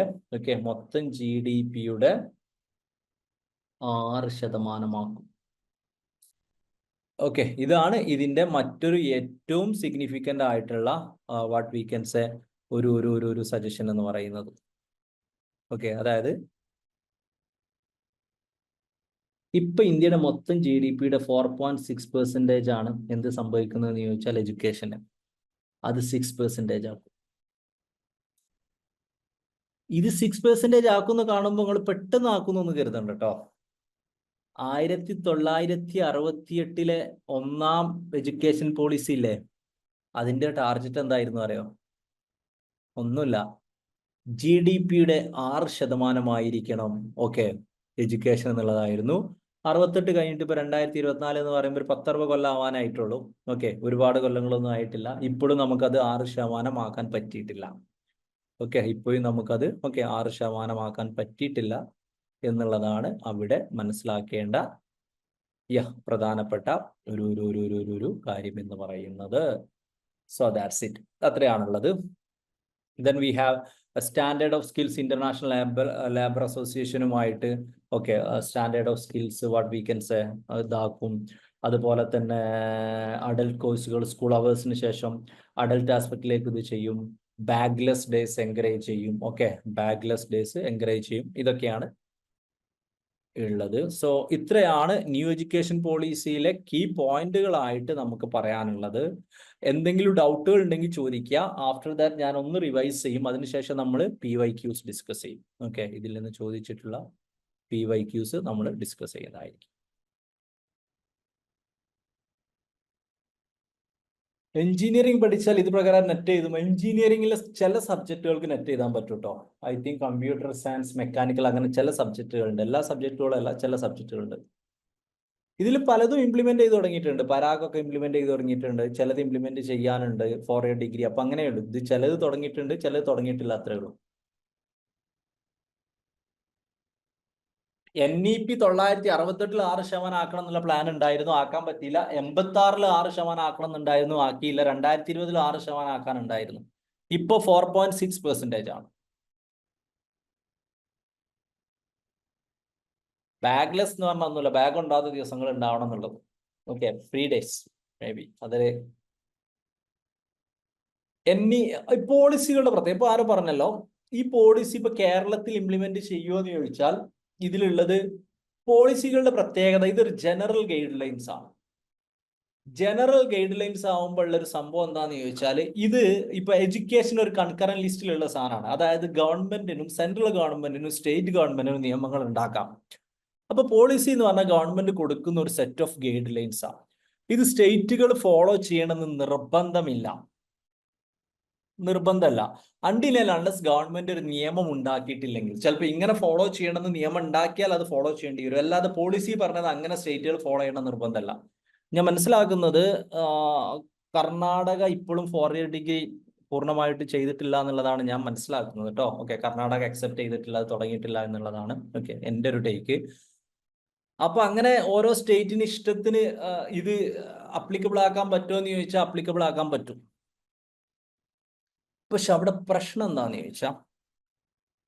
എന്താന്ന് ചോദിച്ചാൽ ബേസിക്കലി സെൻട്രൽ ഗവൺമെന്റിന്റെ കീഴിലുള്ള സംഭവങ്ങൾ ക്രമേണ NEP റിലേറ്റഡ് ആയിട്ട് സംഭവങ്ങളാക്കും. ഓക്കെ, അപ്പൊ അങ്ങനെ സംഭവിക്കുമ്പോൾ എന്ത് സംഭവിക്കും? അതിന്റെ ബെനിഫിറ്റുകൾ കുട്ടികൾക്ക് കിട്ടണമെങ്കിൽ പോളിസി ഉണ്ടാക്കേണ്ടി വരും. ഒരു സിമ്പിൾ സാധനം ആലോചിച്ചാൽ മതി. ഇപ്പൊ കർണാടകയിലും ഒരു കുട്ടി, കേരളത്തിലുള്ള കുട്ടിക്ക് 4 ഇയർ ഡിഗ്രി പഠിച്ച 4 ഇയർ ഡിഗ്രിയുടെ ഫൈനൽ ഇയറിൽ 4 കൊല്ലം പഠിച്ച ആ കുട്ടിക്ക് നെറ്റ് JRF എഴുതാം അല്ലേ? നെറ്റ് JRF എഴുതാം. കർണാടകയിൽ ഒരു 4 ഇയർ ഡിഗ്രി ഇംപ്ലിമെന്റ് ചെയ്യുന്നില്ല, എന്താ സംഭവിക്കുക? അവിടെ ഒരു കുട്ടിക്ക് നെറ്റ് JRF ക്വാളിഫൈ ചെയ്യണമെന്നുണ്ടെങ്കിൽ 5 വർഷം പഠിക്കണം. 5 വർഷം പഠിക്കണം. അപ്പൊ ക്രമേണ എന്ത് സംഭവിക്കും? ഓട്ടോമാറ്റിക്കലി അവിടെയുള്ള കുട്ടികളും ആളുകളും ഓക്കെ 4 ഇയർ മതി എന്ന് പറയും. അല്ല, ഗവൺമെന്റ് നിർബന്ധമാക്കൂല. UGC കുറച്ചുകൂടി കഴിയുമ്പോൾ എന്ത് സംഭവിക്കും? 4 ഇയർ ഡിഗ്രി അഡോപ്റ്റ് ചെയ്യുന്ന കോളേജുകൾക്കായിരിക്കും ഞങ്ങൾ ഫണ്ട് തരാന്ന് പറയും. ഇങ്ങനെയാണ് ഈ പോളിസിയിലേക്ക് ആളുകൾ വരട്ടോ, അല്ലാതെ നിർബന്ധമായിട്ട് നിയമമായിട്ടൊന്നുമല്ല. അപ്പൊ ഒരു സ്റ്റേറ്റിന് ഒരുപാട് കാലം പിടിച്ചു നിൽക്കാൻ പറ്റുക, സ്റ്റേറ്റിന് പിടിച്ചു നിൽക്കാം, പക്ഷെ ആ വിദ്യാർത്ഥികൾ പിടിച്ചു നിൽക്കാൻ പറ്റണമെന്നില്ല. ഓക്കെ, അതായത് ഒരു 5 കൊല്ലം കഴിഞ്ഞാൽ, ഒരു 10 കൊല്ലം കഴിഞ്ഞാൽ 3 year degree will be considered something inferior. അപ്പൊ it's better for states to adopt 4 year degree at the earliest, even if they have a difference. കേരളമൊക്കെ ചെയ്ത പോലെ. ഓക്കെ, ചില പ്രത്യേക പൊളിറ്റിക്കൽ ലൈനിൽ 3 ഇയർ ഡിഗ്രി പിടിച്ചെടുക്കുക എന്നുള്ളത് ലോങ് ലാസ്റ്റിംഗിൽ ഒരു നല്ല സൊല്യൂഷൻ ആണെന്ന് ഞാൻ കരുതുന്നില്ല. Because this will B issue. Okay, അങ്ങനെയാണ് അത് ഉണ്ടാവുക. അപ്പം UGC കൂടുതൽ ഫണ്ട് കിട്ടുക ഇത് ഫോളോ ചെയ്യുന്നവർക്കായിരിക്കും. അതുപോലെ തന്നെ UGC സെൻട്രൽ യൂണിവേഴ്സിറ്റിയിലോ ബാക്കിയുള്ള ഒരു ആസ്പെക്റ്റിലേക്കോ ക്രമേണ കഴിയുമ്പോൾ ഇന്ന വർഷങ്ങൾക്ക് ശേഷം ഇത് പഠിച്ചതോ അതിനു മുമ്പ് ഇത് പഠിച്ചതോ എന്നൊക്കെ അവർ പറയും. അവർക്ക് കണ്ടീഷൻ വെക്കാൻ പറ്റും. ഓക്കെ, 5 ഇയർ കോഴ്സ് ഫൈനലിൽ നെറ്റ് ചെയ്താമോ എന്ന് വെച്ചാൽ, നിങ്ങൾ PG പഠിച്ചുകൊണ്ടിരിക്കുമ്പോൾ ഇന്റഗ്രേറ്റഡ് PG ഒക്കെ ആണെങ്കിൽ നിങ്ങൾ PG എത്തുന്ന ഫൈനൽ ഇയർ ഓൾറെഡി ചെയ്താലോ. PGയുടെ കേസിൽ ഫസ്റ്റ് ഇയറിൽ ചെയ്താലോ. ഓക്കെ, ഫസ്റ്റിൽ ചെയ്താലോ, അതിന് പ്രത്യേകിച്ച് പ്രശ്നങ്ങളൊന്നുമില്ലല്ലോ. അപ്പൊ ഇങ്ങനെയാണ് ഈ പോളിസീസ് ഉണ്ടാവും. അപ്പൊ ചില സ്റ്റേറ്റുകൾ ഇത് ഫോളോ ചെയ്തിട്ടുണ്ടാവും, ചില സ്റ്റേറ്റുകൾ ഇത് ഫോളോ ചെയ്തിട്ടുണ്ടാവില്ല. പക്ഷെ ക്രമേണ എഡ്യൂക്കേഷൻ കൺകറന്റ് ലിസ്റ്റ് ആണെങ്കിൽ പോലും ഇതിലേക്കുള്ള ഫണ്ടുകൾ മെയിൻ ആയിട്ട് കൊടുക്കുന്നത് കേന്ദ്രമാണ്, എസ്പെഷ്യലി റിസർച്ച് എന്നുള്ളത് കൊണ്ട് അവർ ഓരോരോ കണ്ടീഷൻ ഇങ്ങനെ ഉണ്ടാകും. NEP ഫോളോ ചെയ്യുന്ന യൂണിവേഴ്സിറ്റികൾക്കായിരിക്കും നമ്മൾ കൂടുതൽ ഫണ്ട് കൊടുക്കുക. ഓക്കെ, അങ്ങനെ വരുമ്പോൾ തന്നെ എന്ത് സംഭവിക്കും?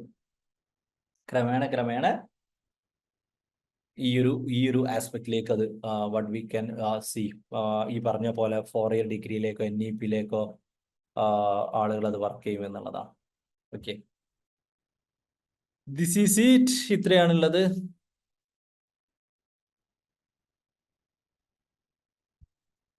നമുക്ക് ക്വസ്റ്റ്യനിലേക്ക് പോകാം. വേറെ എന്തെങ്കിലും കൺഫ്യൂഷൻസ് ഉണ്ടോ? Let's move to the questions. കുറച്ച് ക്വസ്റ്റ്യൻസ് ഡിസ്കസ് ചെയ്യാം. Any question, any doubts?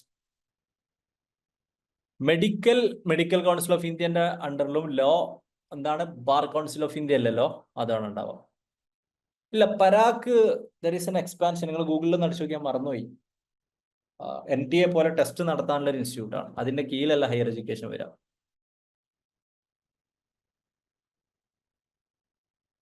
Let me take the questions.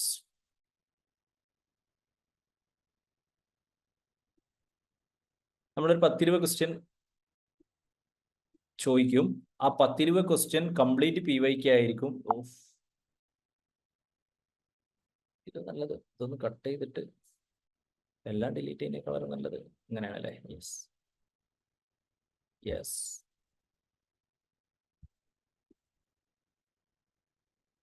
ഞാനൊരു 5 minutes കൊണ്ട് ഒന്ന് റിവൈസ് ചെയ്യാം. ഈ റിവൈസ് ചെയ്യപ്പെട്ട ഇതിൽ നിന്നായിരിക്കും ഞാൻ ചോദിക്കുന്ന എല്ലാ ചോദ്യങ്ങളും ചോദിക്കുക. അപ്പൊ എല്ലാം കഴിഞ്ഞിട്ട് ആ ചോദിക്കുന്ന 10-20 ചോദ്യങ്ങൾ നിങ്ങൾക്ക് എത്ര ഉത്തരം ശരിയായി നിങ്ങൾ ചാറ്റ് ബോക്സിൽ ഇടണം. ഓക്കെ, അങ്ങനെ ചാറ്റ് ബോക്സിൽ ഇട്ട് ഏറ്റവും കൂടുതൽ ഉത്തരം ശരിയായ ആളുകൾ എനിക്കൊരു മെസ്സേജ് അയക്കുകയാണെങ്കിൽ ഞാൻ നിങ്ങൾക്ക് 2 പച്ചലവ് തരുന്നതായിരിക്കും കേട്ടോ. ഓക്കെ, 2 പച്ചലവ് അയച്ചു തരുന്നതായിരിക്കും. സോ അപ്പം കറക്റ്റ് ശ്രദ്ധിക്കുക. This is a speed revision. പെട്ടെന്ന് റിവൈസ് ചെയ്യാം, എന്നിട്ട് നമുക്ക് ക്വസ്റ്റ്യനിലേക്ക് പോകാം. So we have NEP India ഒരു ഗ്ലോബൽ നോളജ് സൂപ്പർ പവർ ആക്കുക, വിശ്വഗുരു ആക്കുക, ആക്സസ് ഇക്വിറ്റി ആൻഡ് ഇൻക്ലൂഷൻ കൊണ്ടുവരിക. Okay, access equity and inclusion കൊണ്ടുവരിക. Ministry of human resource development ministry of education ആക്കി മാറ്റുക. ഫസ്റ്റ് 68 ഉണ്ടായിരുന്നു, പിന്നെ 86 ഉണ്ടായിരുന്നു, പിന്നെയാണ് വി ഹാവ് 2020 അത് ഉണ്ടായിട്ടുള്ളത്. Universalization pre school to secondary level 100% ആവുക 2030 ആകുമ്പോഴേക്കും. ഓക്കെ, 2 കോടിയിലധികം ഔട്ട് ഓഫ് ചിൽഡ്രൻ ഓപ്പൺ സ്കൂളിലേക്ക് കൊണ്ടുവരിക. അതുപോലെ തന്നെ ടീച്ചർ ലോക്കസ് ആവുക. 10-12 ബോർഡ് എക്സാമിനേഷൻ ഈസി ആക്കുക, 2 തവണ നടത്തുക. പബ്ലിക് ആൻഡ് പ്രൈവറ്റ് ഇൻസ്റ്റിറ്റ്യൂട്ടുകൾക്ക് ഇൻഡിപെൻഡന്റ് അതോറിറ്റി ഉണ്ടാവുക. ഫൗണ്ടേഷണൽ ലിറ്ററസി ആൻഡ് ന്യൂമറസി ഉണ്ടാവുക. ഞാൻ അപ്പോൾ പറയാൻ വിട്ടുപോയി എന്ന് തോന്നുന്നു. No rigid separation between academic, extracurricular അങ്ങനെ ഉള്ളതൊന്നും തമ്മിൽ ഡിഫറൻസുകൾ ഇല്ലാതിരിക്കുക. ദെൻ വൊക്കേഷണൽ എഡ്യൂക്കേഷൻ ക്ലാസ് 6ാം ക്ലാസ് മുതൽ തുടങ്ങുക. 50% എക്സ്പോഷർ ടു വൊക്കേഷണൽ എഡ്യൂക്കേഷൻ ഉണ്ടാവുക 2025 ആകുമ്പോഴേക്കും. Teaching up to at least grade 5 to be in the mother ടങ്ങിലോ റീജിയണൽ ലാംഗ്വേജിലോ ആവുക. Assessment reform with 360-degree holistic progress card തുടങ്ങുക. National curriculum framework for teacher education ഉണ്ടാക്കുക. നാഷണൽ കൗൺസിൽ ഫോർ ടീച്ചർ എഡ്യൂക്കേഷനും national council for education റിസർച്ചും club ചെയ്തിട്ട് 4 year degree minimum qualification ആവുക. +2 മാറ്റിയിട്ട് 5+3+3+4 ആക്കുക. ഫൗണ്ടേഷണൽ, പ്രിപ്പറേറ്ററി, മിഡിൽ, സെക്കൻഡറി എന്നുള്ള ഒരു ആസ്പെക്റ്റിലേക്ക്. ഹയർ എഡ്യൂക്കേഷനിൽ 2035 ആകുമ്പോഴേക്കും ഗ്രോസ് എൻറോൾമെന്റ് റേഷ്യോ 50% ആക്കുക. അതിന് 3.5 crore സീറ്റ്സ് വേണ്ടി വരും. എക്സിസ്റ്റിംഗ് അത് 26.3 ആണ്. 4 year 3 or 4 year multiple exit entry option ഉണ്ടാക്കുക. 2040 ആകുമ്പോഴേക്കും എല്ലാ എഡ്യൂക്കേഷൻ ഇൻസ്റ്റിറ്റ്യൂഷൻസ് മൾട്ടി ഡിസിപ്ലിനറി ആവുക. 2030 ആകുമ്പോഴേക്കും teaching education institution multidisciplinary ആവുക. MPhilകൾ ഡിസ്കണ്ടിന്യൂ ചെയ്യുക. അക്കാഡമിക് ബാഗ് ഓഫ് ക്രെഡിറ്റുകൾ ഉണ്ടാക്കുക. MERUs multidisciplinary education research universities IIT IMന്റെ ബദലിൽ ഉണ്ടാക്കുക. നാഷണൽ റിസർച്ച് ഫൗണ്ടേഷൻ ഉണ്ടാക്കുക. UGC all bodies except medical council, bar council മാറിയിട്ട് ഹയർ എഡ്യൂക്കേഷൻ കമ്മീഷൻ ഓഫ് ഉണ്ടാക്കുക. അതിന് 4 വെർട്ടിക്കൽ ഉണ്ടാവുക. Vertical 1 national higher education regulatory council for regulation, national accreditation council for accreditation, higher education grant council for funding, general education council for standard setting. Okay, general education council for standard setting. Then affiliation of കോളേജുകൾ phase out ചെയ്യുക 15 ഇയേഴ്സിൽ. 15 ഇയേഴ്സിൽ phase out ചെയ്യുക. Maximum ഒരു കമ്മിറ്റിക്ക് 100 affiliated കോളേജുകളാണ് ഉണ്ടാവുക എന്നുള്ളതാണ്. So we have national education technology forum establish ചെയ്യുക, ടെക്നോളജി ആസ്പെക്റ്റിലേക്കുള്ളത്. National higher education qualification framework ഉണ്ടാക്കുക. ഒരു അസസ്മെന്റിന് പരാക്ക് ഉണ്ടാക്കുക. ഫോറിൻ യൂണിവേഴ്സിറ്റിക്ക് ഇന്ത്യയിലെ ക്യാമ്പസുകൾ സെറ്റ് ചെയ്യുക. ഇന്റർനാഷണലൈസേഷൻ പ്രൊമോട്ട് ചെയ്യുക. ജെൻഡർ ഇൻക്ലൂഷൻ ഫണ്ടുകൾ ഉണ്ടാവുക. National institute for Pali Persian ട്രാക്ക് ചെയ്ത് ഉണ്ടാക്കുക. GDP 6% ആക്കുക. Standard of skills ILO international labour ഓർഗനൈസേഷനുമായിട്ട് അലൈൻ ചെയ്യുക. 4.6 ആണ് എക്സിസ്റ്റിംഗ് GDP എന്ന് പറയുന്നത്. ബാക്ക്ലെസ് ഡേസ് എൻകറേജ് ചെയ്യുക. അപ്പൊ ചോദ്യം ചോദിക്കാലോ? റെഡി ആണല്ലോ അല്ലെ? പെരാക്കിന്റെ എക്സ്പാൻഷൻ ആരൊക്കെയോ ഇട്ടിട്ടുണ്ട്, ഞാൻ വിട്ടു. അതാണ് performance assessment review and analysis of knowledge four holistic development എന്നാണ്. ഓക്കെ, യാ. സോ